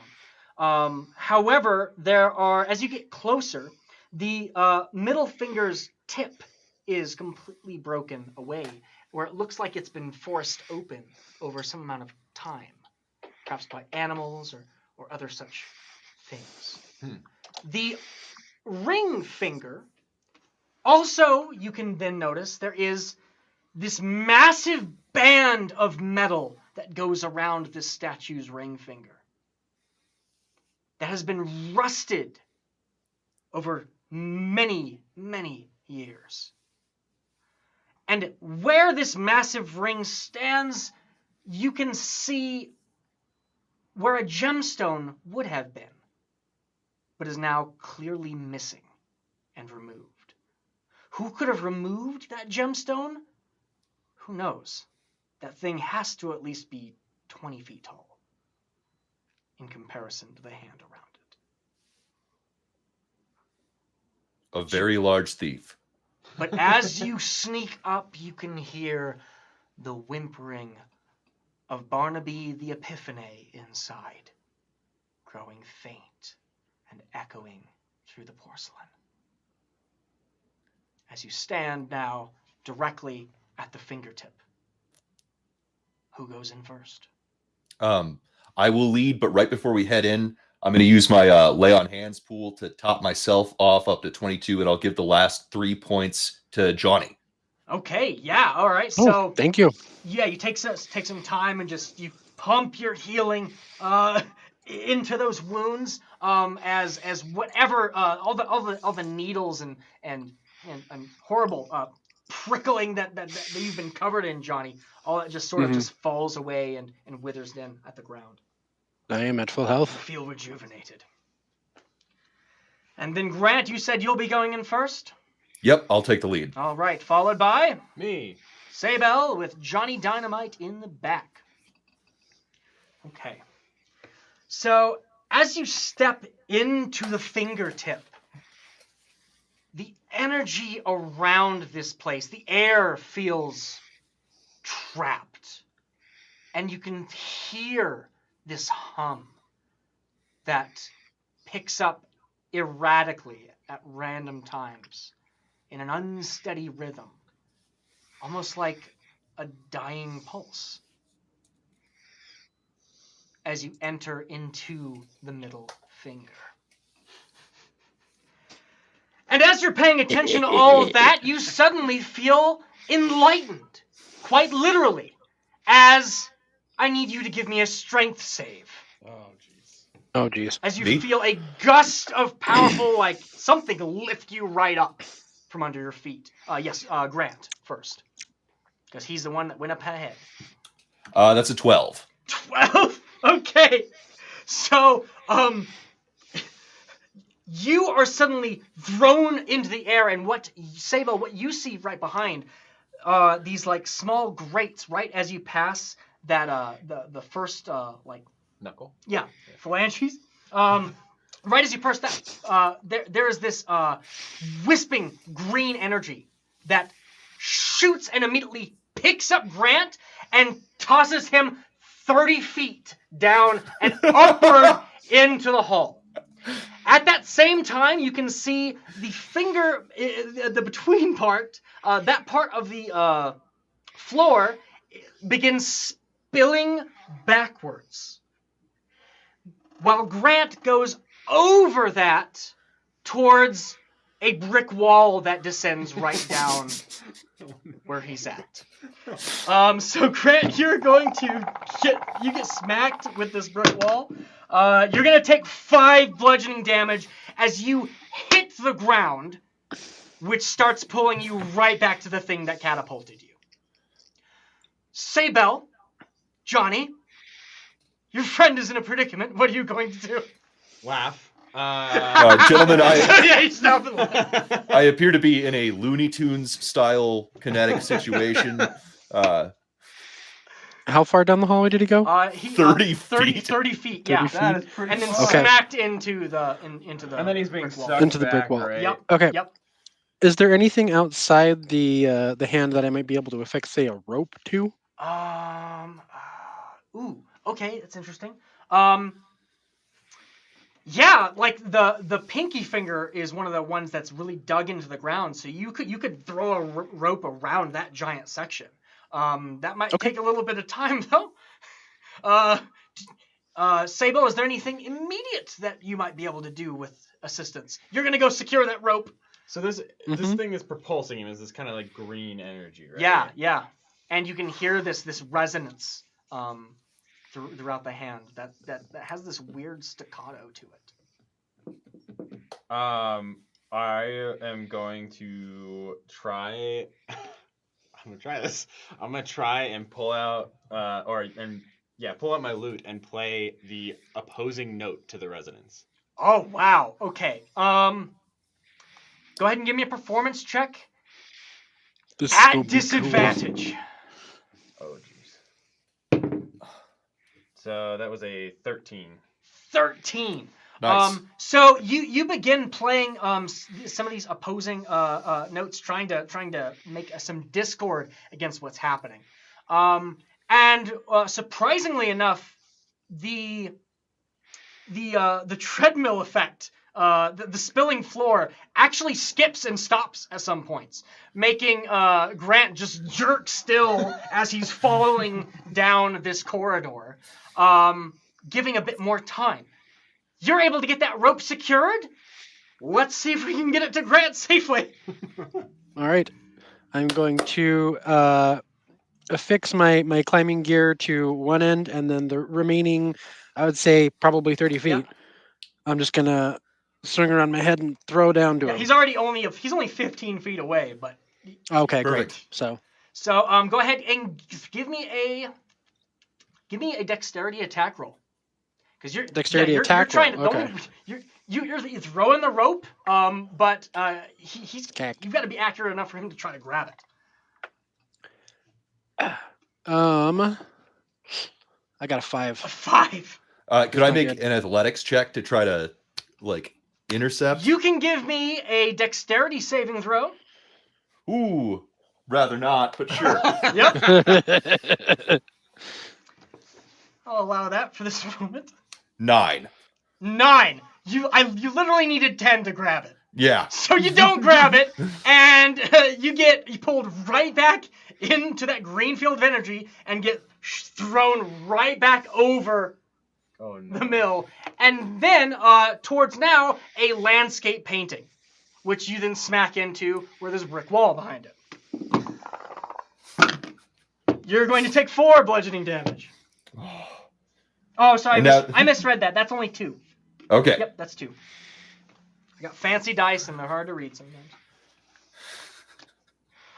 So are you telling me someone painted a tunnel over the brick wall, thus increasing the Looney Tunes nature of our predicament? Yeah. Wow. So now you're on your way back. The rope is still thrown out there. It's sort of just trailing back a bit. A bit slower than you are. So go ahead and hold on. You two should be able to act in this moment. He was just slammed against the wall. Mm-hmm. So, Dynamite, give me an Arcana check. Okay. Because as you're I'm good playing at this those. music against what's happening, you have an idea that whatever's running this has to be magical in some manner. Right. It's got to be magical somehow. That is a... This is 19. 19. Okay. Yes. So you would imagine there's probably something. There has to be some sort of fuel source that is causing first the effect that is throwing him that far across the room. Okay. But with the So it's got to be a fuel source. with the 19, so yeah, you notice probably like around those grates or under that grating, there might be something there that this mechanism works off of. But with a 19, you also realize those paintings dropping down are so unreal, it couldn't be anything but magic as well.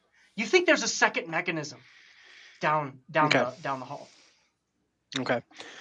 Dang it. I don't have any more first level spell slots. Poop. So yeah, I can't do detect magic, but I'm gonna go ahead. Since I have my climbing gear, Okay. I'm going to start walking down the hallway as if I'm expecting to be thrown forward at any particular moment in time. Okay. With the brake on the climbing gear ready to go. Oh yes. Okay, I see. Interesting. Nice. Okay, then in that case, yeah, you step right over it, and immediately you then feel this force pulling up against you, and you tighten and hold onto the rope. Please give me a strength save with advantage. Yes. Okay, I can do that. That is a 15. Hold on a second. Gotta find my modifier here. Pretty sure I have a negative on strength. I'm a nerd. Aren't we all? Yes. Yeah, -1. So it's a 14. 14 is good enough. You're able to hold on Yes. as you're just being lifted up off of your feet. And as you're also having that part of tension, the rest of the rope is kind of just coiling up around you. And Grant has hit the floor and is coming back.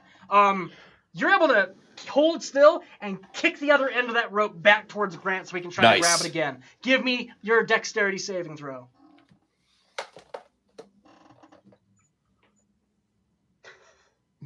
Eight.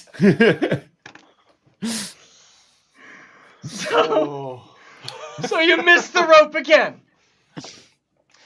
Give me another performance check to continue trying to mess with this mechanism. Okay, at disadvantage or normal? This one's going to be normal because Johnny has already brought the idea that this might be magical in some case. Blackjack, 21. 21! Yes. Wow. Okay. So you're able to you're tuning that instrument to the point where you then realize you can just tune it a bit more, and suddenly those notes that you're playing are truly dissonant to what's happening. Yeah. Let me do a roll.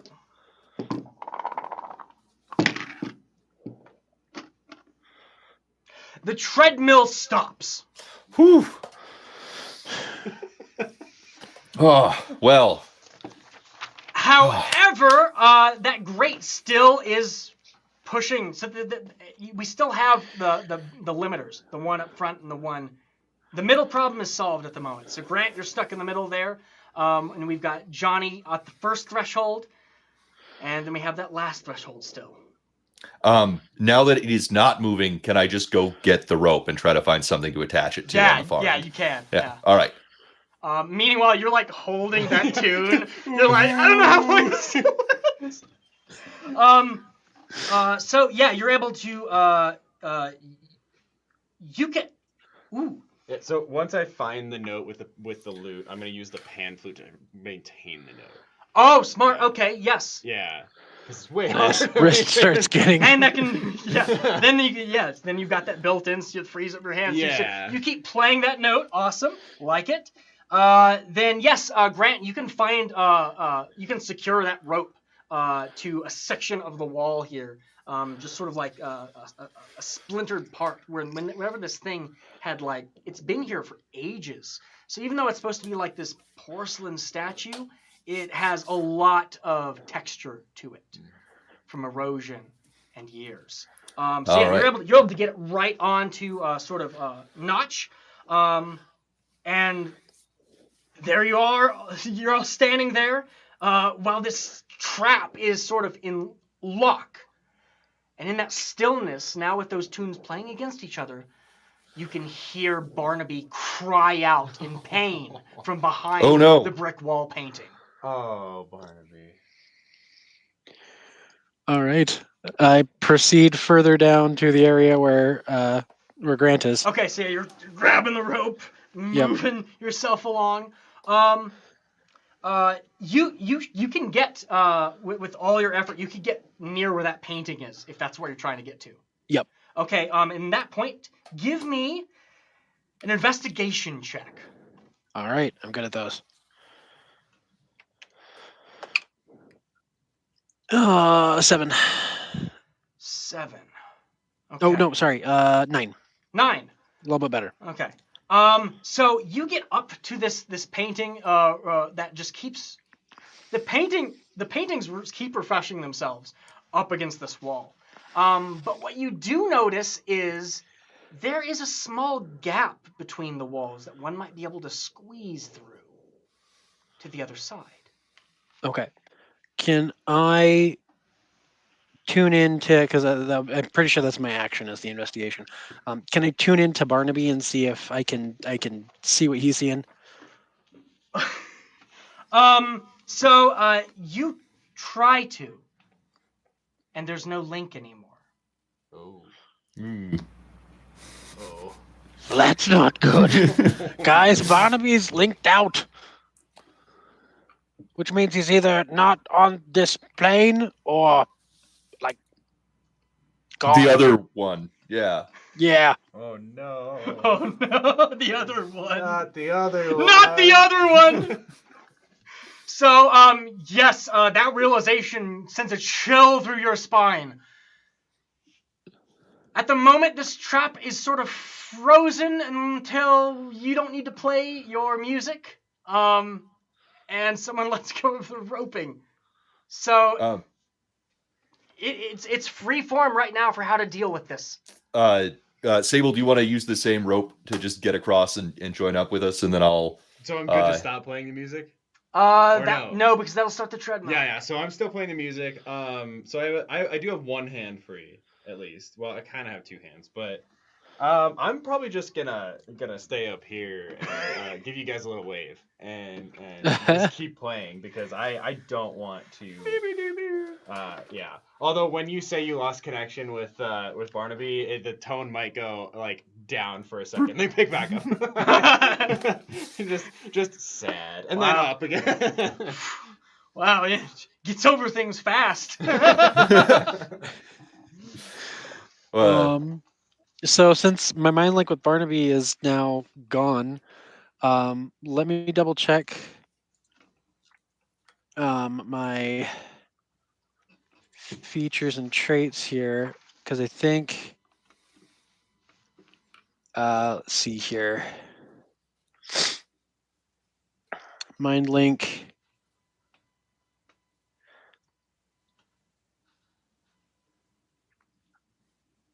All right, yeah, I don't have any limitations on how many times a day I can do it. Yeah. So I'm gonna go ahead and link with Actually, hold on. shoot, no, because he's further than 20 feet from me now, isn't You're he? about to break that link. Uh-huh. Give me an insight check. Okay. See if the horse is BSing me. Because yeah, I would know if the link was there or not, but let's see here. Insight. That's an 11. 11. Okay, so you're immediately certain something bad has happened, and you're about to break the link so you can talk more effectively with one of them. Until you then notice it's not gone. It's extremely faint. Okay. Like All right. he's much farther than your usual range. Okay. So I'll turn to the rest of them and go, wait, not dead, just very far away.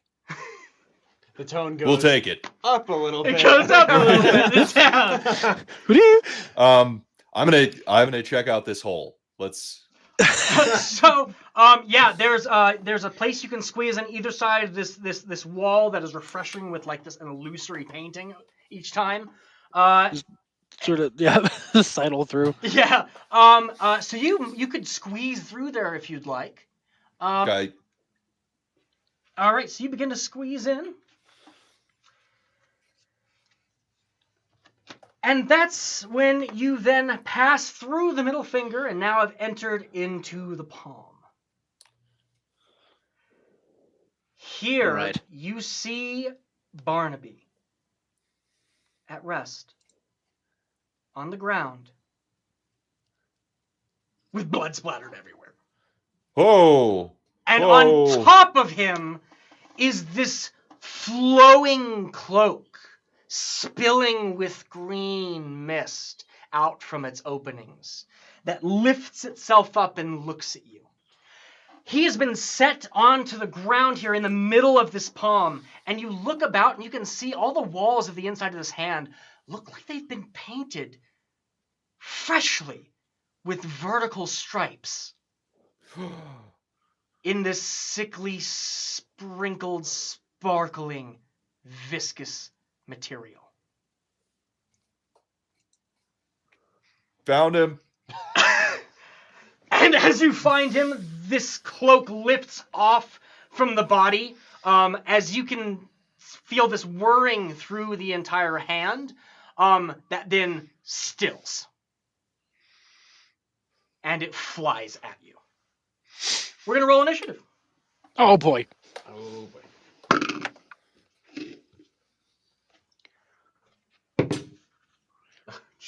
Oh dear. 6. Okay. We're doing okay. That's gonna be an 8 for me, dog. 8, okay. I have never had a good initiative roll. Paladins usually don't. Yeah. How about 6. you? 6? Yeah. Dominic? I got a 17. 17. Nice. Dominic, you're up first. So, Okay. yeah, you hear Grant, be like, I mean, what would you say? You've got this giant cloak coming at you. Just found him. Ah! Ah! Okay. I am going to see here. Let's see here. Let's see. All I have is I don't know. So first, you're gonna enter probably around the other side. Yeah. I was gonna say. So I slipped through. That would probably take my full movement, right? Or Yeah. So like half movement. while you're moving in, another thing I should mention: you can see that the paint and stuff that was covering the walls is starting to melt down off of it and pool. Bad in trip. sections. Bad trip. So you've got this pooling sort of viscous coating, as well as this cloak here. And another thing you notice is the thing that you were looking for, but you hadn't found. As soon as you get around that, no, you recognize, you can see there is a spell gem embedded in the back wall. The thing that is powering the mechanism of that trap behind you. Okay.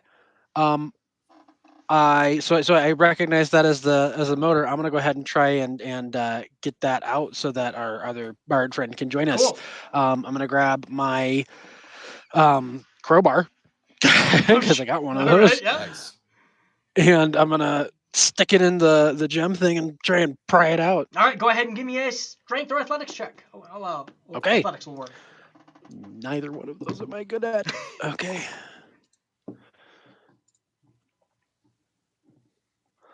All right. Let me see here. So this guy was good to me a second ago. He is not good now. That is a one, dirty one. It was a roll to 2 minus 1. Okay, so you take the crowbar and you feel like you got it in the right spot and you yank. And as you do, there is just a flash of energy that hits your face.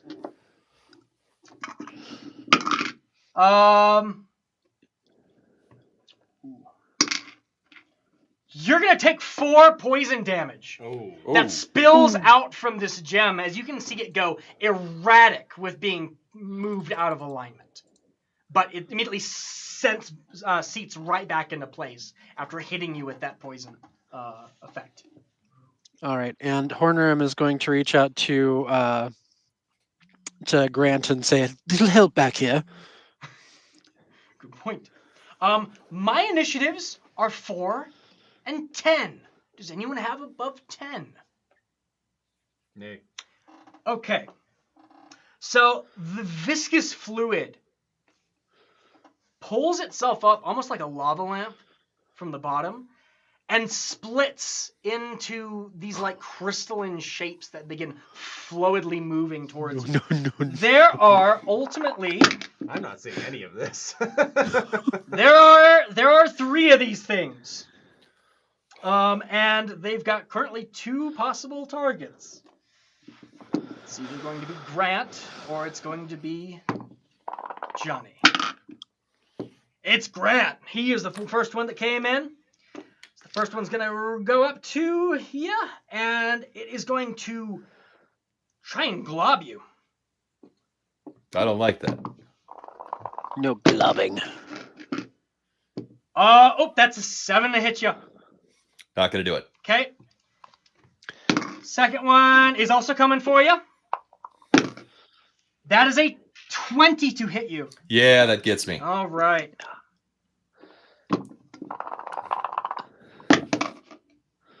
Oh, ooh. Okay, that is going to be 7 bludgeoning damage. Whew. Hold on.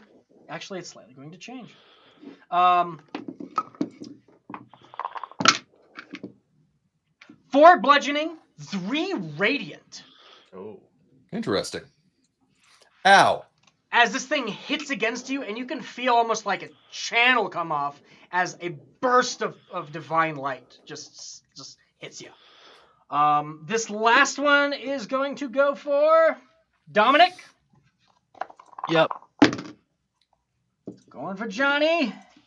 Does a 13 hit you? No, it doesn't. It doesn't. All right. Whew. Just below. So that one misses. All right. Anyone above 6, I believe? I think I had an 8. You're up, Grant. I think I'll just take a swing at the one that's hitting me. All right. Let's see. That's a dirty 20. That's definitely going to hit. And yeah, there's 2 on you. One that's kind of that hits you right on your shoulder and is sort of flying about. The other that's coming up from the ground. I'll do the one that connected. Yep. Just as, yeah. Come on, big money. 12. 12 damage? Yep. Nice. Okay.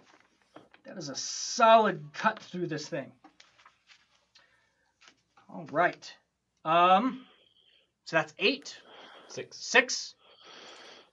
You're a bard. You have higher initiative. You go first. Right. So as soon as Johnny went through there, I heard stuff happening on the other side. Yeah. So I'm going to assume they're having a lot of fun, and I'm already really jealous of Johnny because he was best friends with the horse and best friends with the compass. So Very true so far. So, he doesn't see enemies. This is amazing. I'm just gonna work my way as quickly as I can. That means he sees us the same way he sees them. You know, I mean, there's friends, and then there's friends, and then there's friends. Like, you know, that's all you get. You're gonna have to ask him to make a chart or something. This is friend, and these are the qualifications for that. Anyway, so I'm gonna make my way down the rope. Okay.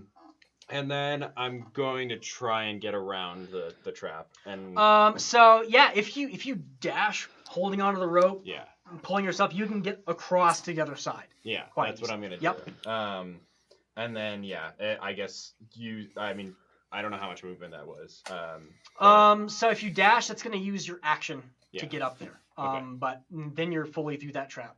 Okay, I'm on the other side. Yep, you're on the side. So everyone is now on the ends. They're in the palm.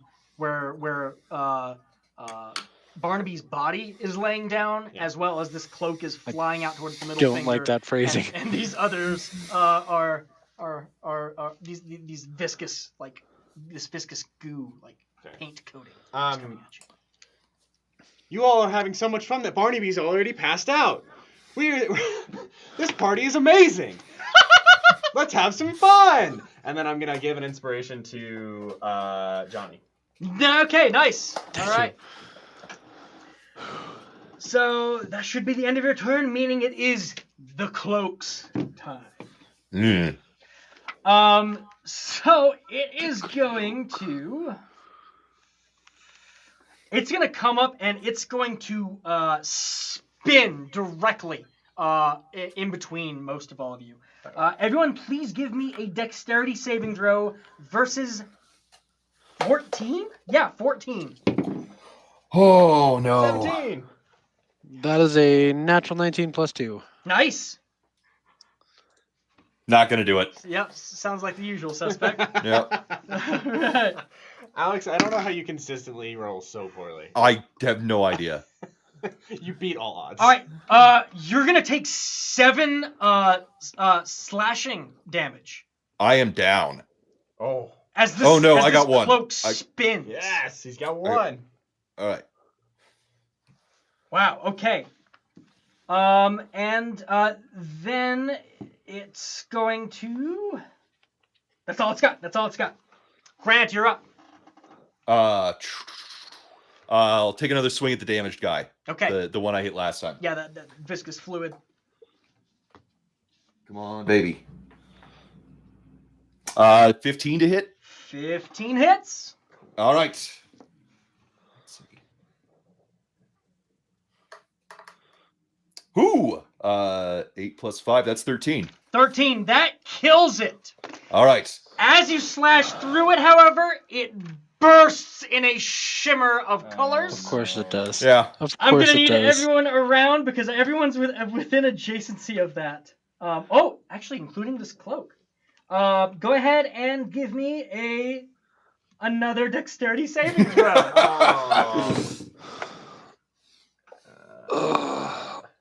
I'm gonna take the inspiration on that. Okay. Okay, that's good. That's good.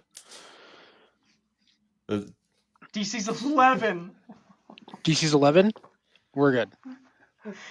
Grant, I got, you are restrained as this coating sprays against you, and immediately now, with so little of it exposed, it hardens and solidifies around you. Ooh. Okay. Into around part of your body. But that's it. It's dead. And anything else on your turn? No, I think I'm good. Okay. Then it's gonna go back to the Help? top. How about I'll say help? It's gonna go back to the top with Johnny Dynamite. All right. This thing's on my friend. Let me see here. I think we. And it's encasing him, so I can't I can't shoot it. Yeah, I still have the. I would attack the damage dealers. I think the one that exploded is probably not dealing damage anymore. So. Yeah. Is there any? So there are other creatures in here that are still doing damage. So yeah, the thing that wrecked so much was when the cloak flew up and just the raised. cloak is the real damage. And as it did, it lost a good amount of its part of its fabric too. That just seemed to harden from this same sort of substance and just split off like shrapnel. Okay, so just to confirm, is the cloak still up, or did Yes, he just, it is. was that what It's he still destroyed? up. I hit just like more a tense. blob thing. Yeah. There's like the cloak, and then I think there's still 2 sort of shade creature blob. Yeah. Yeah. Okay, so I'm gonna attack the cloak then. I'm gonna pull out my We crossbow can call it an and iridescent ooze. Okay. I'd rather not. But... So there's a cloak and 2 iridescent oozes. Yes. Yep. All right, I'm gonna attack the cloak. I'm gonna shoot it with my crossbow, and that's going to be a 15 to hit. That hits. Nice. All right. We're gonna see which bolt I hit it with. Okay, it's just gonna be a regular bolt. So I pull out my crossbow and I cock and aim it and fire off there.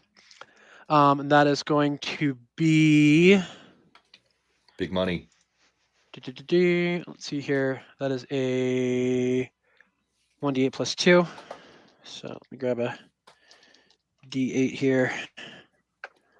That's going to be for 9 damage. 9 damage. Nice. Yeah, your bolt just cuts right through that ancient fabric. Yes. And as it does, there's this puff of green mist Gotcha, that buddy. expels out the back from it. Is this anything like the cloth that I saw on the twig? This is you can tell. The part that you saw on the Yes. twig, this is the rest of it. Connecting the dots. Connecting the cross. Connecting the claws. Yep. All right. Anything Indeed. else on your turn, Johnny?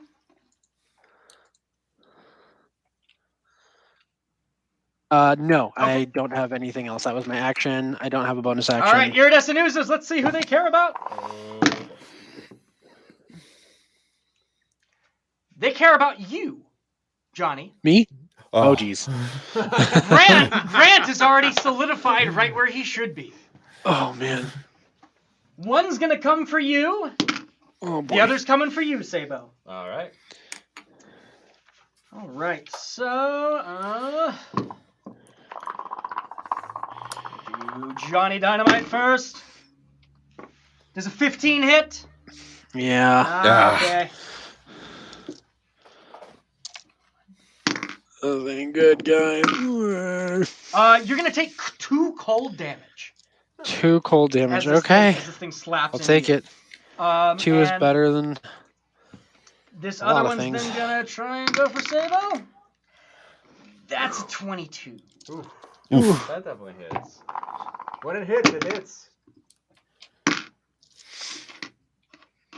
For 3 poison damage. Okay.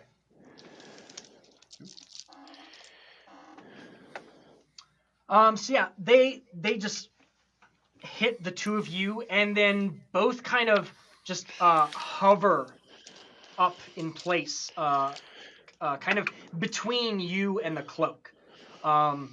So both of these oozes are kind of trying to, like, they've stretched themselves in place. The only one facing the cloak directly now is Grant, who's locked there in front of No. you. God. So up next would be you, Sabel. All right. I'm gonna serve my purpose here.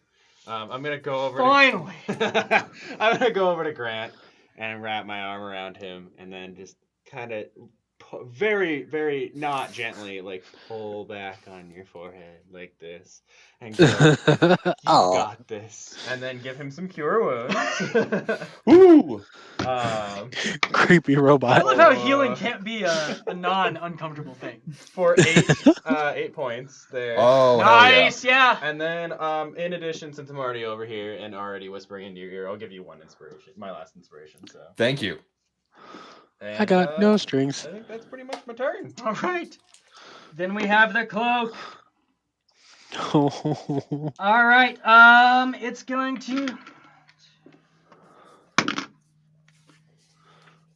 Sabel, you come up right to help Johnny. Yep. The cloak is going to fly back to get a different angle, and then it reaches out one of its open sleeves as green mist spills out in a shooting motion towards you. Please give me a strength check.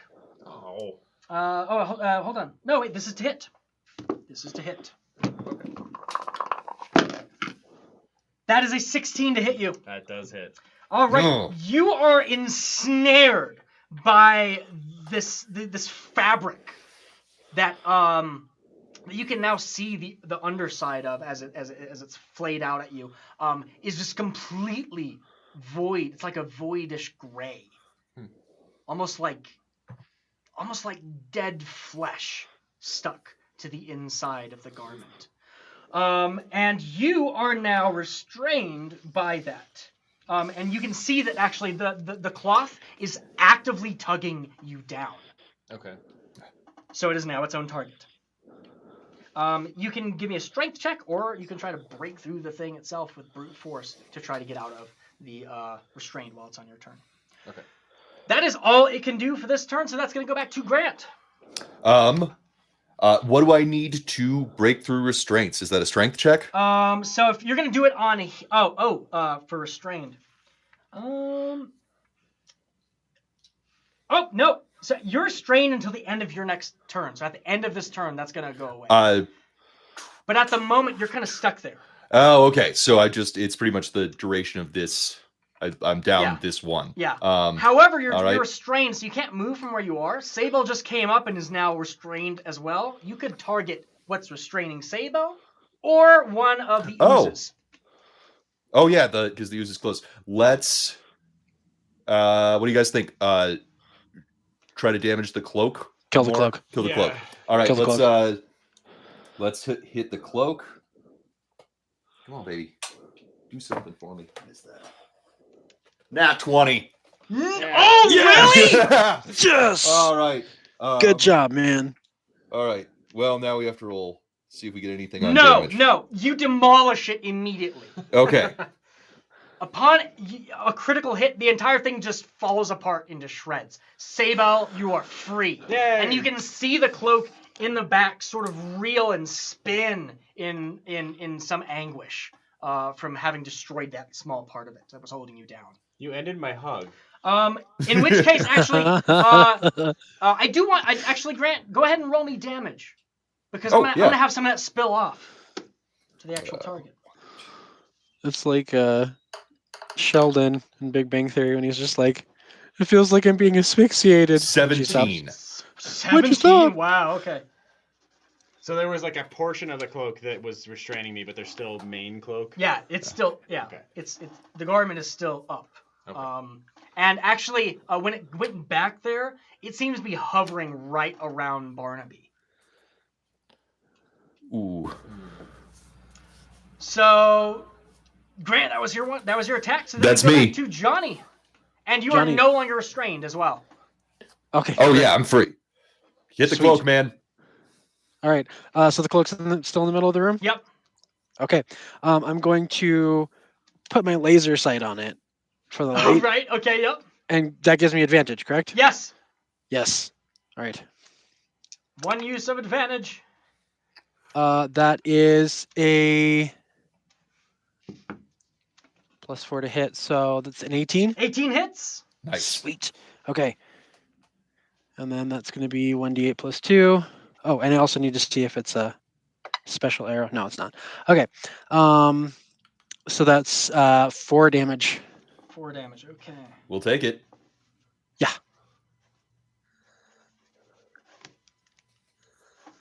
All right. So yeah, you aim at like one of the seams and just fire as it cuts and tears across one of the connective tissue of this flying cloak. So one of its arms is just sort of drooping lazily by its side now, and it's not too happy about that. I'm going to have. I'm gonna back I up. I still have the 2 little oozes down below. They're gonna swing with what they can. Come and get me. Got 8 or 9 health. One's going for Grant. Oh god. Does a 17 hit you? No. Nice. Second one's going for Sabel. All right. 8 miss. Miss. Nice. Whiff.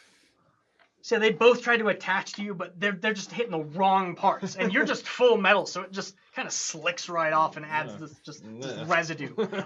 It's your turn. I am going to. So the cloak usually just is a DC save when it attacks us. So I'm gonna viciously mock one of these oozes. Okay. Whispering Interesting. to it. This party isn't even that good. So it needs to make a wisdom saving throw. Okay. Yep. It's an ooze, and it barely recognizes, but it can tell the tone of how you said it, and tone is enough to have that ripple. As I get a 1. Yeah, that's a 1. All right. Well. Roll double damage. Okay. So that's 6 damage, and then it has disadvantage on its next attack roll. Wow. Okay. You see it almost like split apart before it's able to keep its cohesion. It is not having a good time. Neither am I. Then after you would be the cloak. That makes 2 of us. It is going to raise up its still working arm, and it is going to fire it out at someone. Let's see who it's gonna be. That's gonna be Johnny. Uh-oh. That's a 22 to hit you. Ooh. Yeah, no, that hits. Okay, maybe I should have viciously mocked that. That's gonna be 7 slashing damage. Oh. Are you up? I'm still As up. bits of this fabric go in and just start cutting right past you in all bits and directions. All right, Grant. All right. Has either of our oozes surviving oozes taken any damage? One just did, and it's also at disadvantage. Oh yeah, let's knock this guy out. Okay, cool. Let's see. 9 plus 14. I'm going to use my inspiration to pull through on this one. What's that? 15? 15 hits. Okay.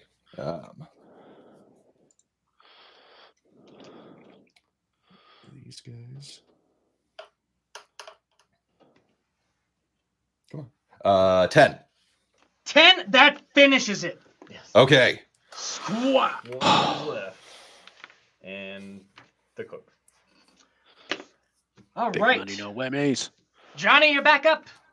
All right. The cloak is dead. The cloak is still up. One ooze is dead. There's another ooze Oh, one left. ooze is dead. It's Okay, kind of just okay. an ooze straggling by itself.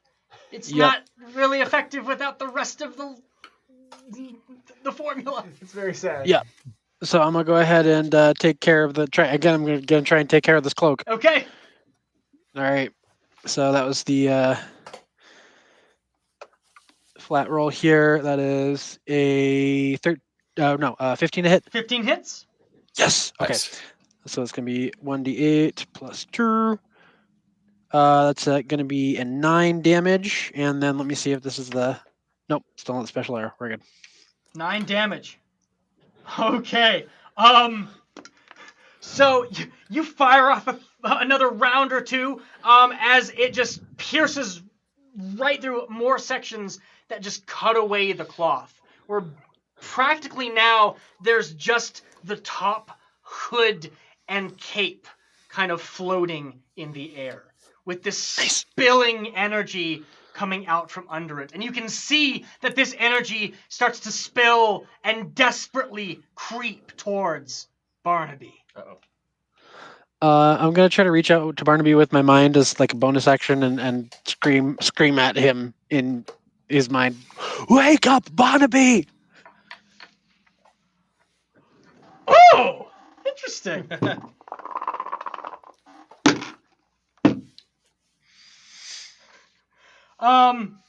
Give me a persuasion check. Okay. Nice. All right, let me pull up my abilities here.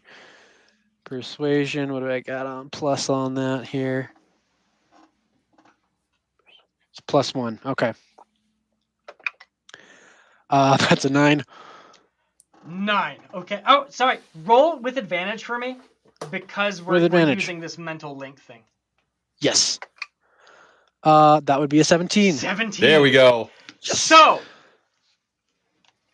to the left of all of you, in another finger, you suddenly hear this whirring energy just explode with a pulse of resonation that then enters and spills into the palm. And then, looking back, you can then look down to see where the ring finger corridor is. And from where the outside ring is, suddenly a specter of a horse spills out from it in all ghostly aura with wide eyebrows and an open mouth and charges right at the cloak. Yes. Yeah. Get him, Barnaby. Get him. Get him. Get him. He phases right through him. Oh. Wow. Oh, no. And Points for effort, sneeze buddy. And is going actually the completely wrong You direction. know, he'll still get a carrot after this. He's lost. Yeah, I'm lost! Oh man, I'm really lost now! You just hear as his ghost flies through the hand and seems to just hit the side and then just there's another shock of energy, almost as if like he's hitting and bouncing the walls and being carried off somewhere else within the same Oh, contraption. jeez. So, Poor up Barnaby. next would be Ooze? Ooze, right. There's only one. It's gonna try to run. Yeah, it's gonna start just going back up, down one of the hallways. It's going towards the pinky. So yeah, that's it. Yours. Yeah, I'm gonna viciously mock this cape now and be like, I can't believe you wore that to this party. You were that. to this He wore that, adventuring he party. So wore last that. season. That's good. Yeah, go ahead and roll. Sorry, it's a saving throw. Yeah, wisdom saving throw. 14. 13. Yeah. All right. And that is 2 damage and has disadvantage on its next attack. Oh, okay. All right, it's still up. It's gonna. Not for long. I think Grant's next, right? Yep, It's gonna well, try to siphon some energy from Barnaby. As you can see, the color from Barnaby's body start to drain away a bit and into the cloak, and you can immediately see some of the missing textile stitch itself back together. out of mist. No, No. It's regenerating. Stop that. And it's then going to try to throw another attack at Grant. This is a legendary action? Or Wait, I think we skipped Grant on his attack. no, I think I go after the cloak here. Oh. Yeah, no. Oh, I'm sorry. it's still the cloak's Yep. turn. Yeah. Cloak did basically a bonus action ability for it. Now it does its action. Okay, That's okay. a 16 to hit you, Grant. Not gonna So do it's it. gonna miss. Am I within 30 feet of this cloak? Yeah, you can march up to it. All right. I'm gonna get up in its business. See if we can take it apart. Kill the cloak. Come on. That is 18 to hit. Yes, definitely. Okay. Give me a D8. Come on, baby. Ooh, just 7. 7 is 5 more than you needed. Okay. You cleave right through it as the rest Killed of this it. cloth just frays apart in mist and falls down in shadow. And as it does, the rest of the ooze that was slinking away down the hallway spills flat onto the Aw. ground. I like And those. still. Barnaby is Dang. dead in the middle of the palm. Oh. No. And Can you- Dominic, you can hear you can feel his ghost frantically bouncing about this entire location. So you can call him. Oh you can gosh, call him I'm here. really lost now. I want to come back. What's happened? Do any of us have any healing capabilities I'm here? out.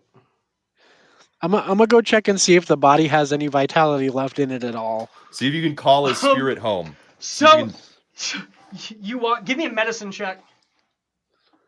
A medicine check. Okay, I'm gonna as I'm trying to check the body, I'm gonna reach out to whatever consciousness is left of Barnaby, and I'm going to kind of try and call it back like, come on, Barnaby. Come on, buddy. Okay, nice. For the medicine check, that is a dirty 20. Okay, yep. Nice. This horse is dead. It's entirely dead. Yeah, It's so dead. However, also give me an animal handling check. Okay, I can do that. Rolls Actually a pretty good 20 at that. to figure out a horse is dead. That is a 16. Nice. So you're whistling for Barnaby back, and you look down at the horse. You're checking. You're like, "Oh, Barnaby's not coming back." And that's when you hear a slam up against the brick wall that you came from, as if like a giant animal had just knocked into it, and there's nothing there. Guys, you hear an echo Barnaby? through your mind. Are you there? Can you hear me? Kinda. Come. Tell it to come through the cracks. Tell him to come. Go around the wall. There are cracks on either side. Am I dead? Temporarily. Come through the cracks. We'll take care of it. That It'll has be yet fine. to be It'll be fine. seen. It's I can't find myself. I should have listened to the guy in the woods. Can you guys help me find myself? we Come got you towards- right here. Come towards my Keep voice, on. and I show the image of like I'm looking at the gem at the back of the Yeah. wall, and It's just a come to me. Oh, I'm on I'll the other run side out. of the wall. I'll run through the crack I- and like wave. I don't see any of that. It's way different. I don't even know if I'm seeing right now. I'm like feeling. Buddy. Grant, give me an intelligence check. Oh dear. Ha! Oh god. Come on, baby. 18. Oh, 18. a moment. So, All right. All right. Grant, This is thought for the day. Who seldomly has the most enlightening ideas, digs deep into that into that pragmatic and practical way of handling things, and it kind of kicks into your brain. Maybe if we beat it, maybe he'll be able to find where the horse's body is. Beat it, dead horse. Wait, beat the horse? Oh my god, he beat the We dead have to horse. beat a dead horse. You gotta beat a dead horse. We gotta beat it. We gotta beat him. We gotta beat the life back into him. No. Kick him. All God. right, I'm gonna kick him.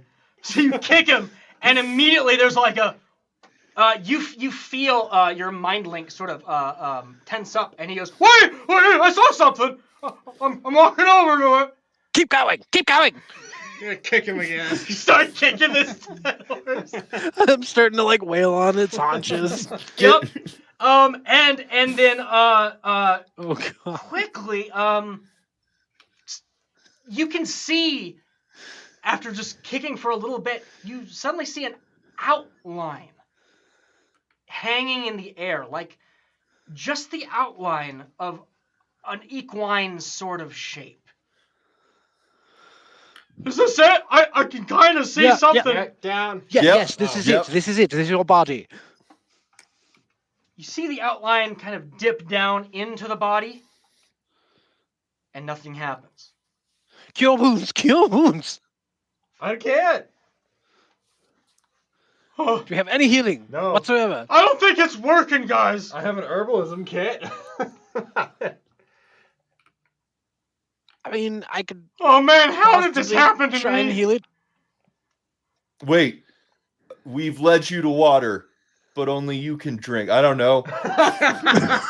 Only I can drink? Yeah, I can lead a horse to water, but I don't know. What? Some guy. Beat a I've dead been led horse to with a water kid. lots of times. Yeah. I'm gonna take my water skin and pour it into the horse's horse's- mouth. Um, I'm gonna try and make it drink. so you pour the water, and the tongue laps a little bit. I'm gonna give him a hug. Hey guys, I think I taste that. I'm gonna empty the water skin, just like completely empty it. So yeah, you empty the water, and that water seems to just be dissipating into some other place. The horse's body still just lays there, but then you hear Barnaby go, "Oh, I really needed that. Wow, okay. Oh, well, I'm dead, huh?" It's again we're kind of. Trying to work that out. I'm Would you be able to like? I'm gonna look in its mouth. I'm looking a gift You're horse in the gonna mouth. look the gifted horse in the mouth? Okay. So you look the horse in his mouth, and the horse goes. You can hear Barnaby say, "What are you doing? I can feel that. God. Okay. There's nothing in my mouth. If there's anything, they put it on my head when I first came in here." Does anybody have like any? I run over and I grab the Yep. crowbar, and I'm gonna try and place it in the horse's mouth so that it could chomp at the bit. I'm just throwing things out here. Okay, so you can see the muscles sort of tense a bit, but never even come close to biting down. Oh, actually, I'm gonna steal the crowbar from you. I'm gonna go see if I can dislodge that gem. Ah! That might be All right. All right, go ahead and give me your strength check. All right. Finally. 14. 14 is enough to pop that gem open, but not without a little bit of danger. Yeah. Give me a dex save. Oh boy. What?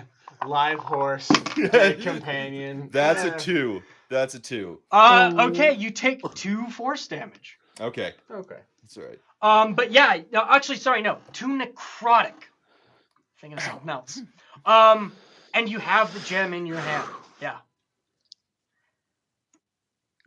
Can we go put it back in the horse's mouth? As you bring it over closer to the horse, you can the magical essence from it suddenly brings into focus a bit of this ethereal outline of Barnaby somewhere else and incomplete, as well as the body itself, which seems to also be pulling some of this energy out from the body and back into the gem. Do I have any way to get to where the setting was from the inside? Is there a way like out to the, because he ran through the ring finger portal. Yeah. So yeah. So you're trying to get to the setting of the where it was The put setting in. of the ring where this was taken from. Yeah. Oh, so this is a smaller gem. The gem for that ring is like massive. It's on the outside. But you take this gem and you walk down the ring finger. At which point you get to the threshold where that ring is, and you can feel that gem begin to hum with a great energy as soon as it's being brought in between that circle. And you think, the only thing that can come to your mind is, well, bring the horse's body through there with this gem. Yeah. Because it's siphoning energy back from the horse, and then it's almost like trying to return and dispel it back into Let's get this ring. Yeah, so the hand. let's drag you're this. You're gonna probably have to drag the horse. Let's Yep. be honest. Yep. Okay. So you're dragging the horse. You can also there's a bit of the musical weird melody stuff here too. Yeah. So you immediately can kick back into playing that same tune to try to fight the resonances. Yeah. Johnny, I want you to give me your best attempt at Arcana Okay. to approach Come this on. thing. Because otherwise we're chucking a horse All through right. a ring. All right. I can work with that. That is 13. 13? Yes. Okay. Okay. So you have an idea. Okay. Your idea is put the horse's body through the ring. Then have the gem and have his spirit run through the center of it towards his body. All right. So I'm going to communicate that to Barnaby. I'm going to be like, all right, so Barnaby, you can feel your body, and I like kick the body as it goes through the ring. Yep. You're going to go from where you are directly to your body, and I angle the gem so that it's between his ghost and the body. Nice. Okay. And I'm going to try and help him. Like if he like tries to like dodge out of the way, either way, I'm going to try and help him go through the gem. He charges through, and as he does that ring, the gem that Grant, you're just like holding there precariously in the middle. As soon as that outline passes through, the gem shatters, and you can see the outline spill and fall right into the body as there is a jerking across all of its limbs. And Barnaby stands up. We thought we lost you. Yeah. We did. I lose him. He was lost. was lost. You were You lost. were lost. I was lost. In all senses of the word. Hey, I also still don't feel my heartbeat, No. but I was lost and I'm back. There you go. This is great. And I honestly don't know how much more alive you can feel than when you were dead. Man, I'm tired. Want to go back and take a nap? Yeah, let's get you home, bud. Yeah. And I follow my innate sense of direction back to the To the cart. Back to the. Yep, you start heading and you head on your way back. This would- is where we'll tie it off for tonight. As Thanks. we're working our way back, I would like to play horse with no name. You play a horse with no name. Perfect. Thank you all so much for watching. Join us on the 16th to see what happens next in this wonderful game. Subscribe so you can be notified when we go live for the next episode of Collad, also on the 5th of December this month.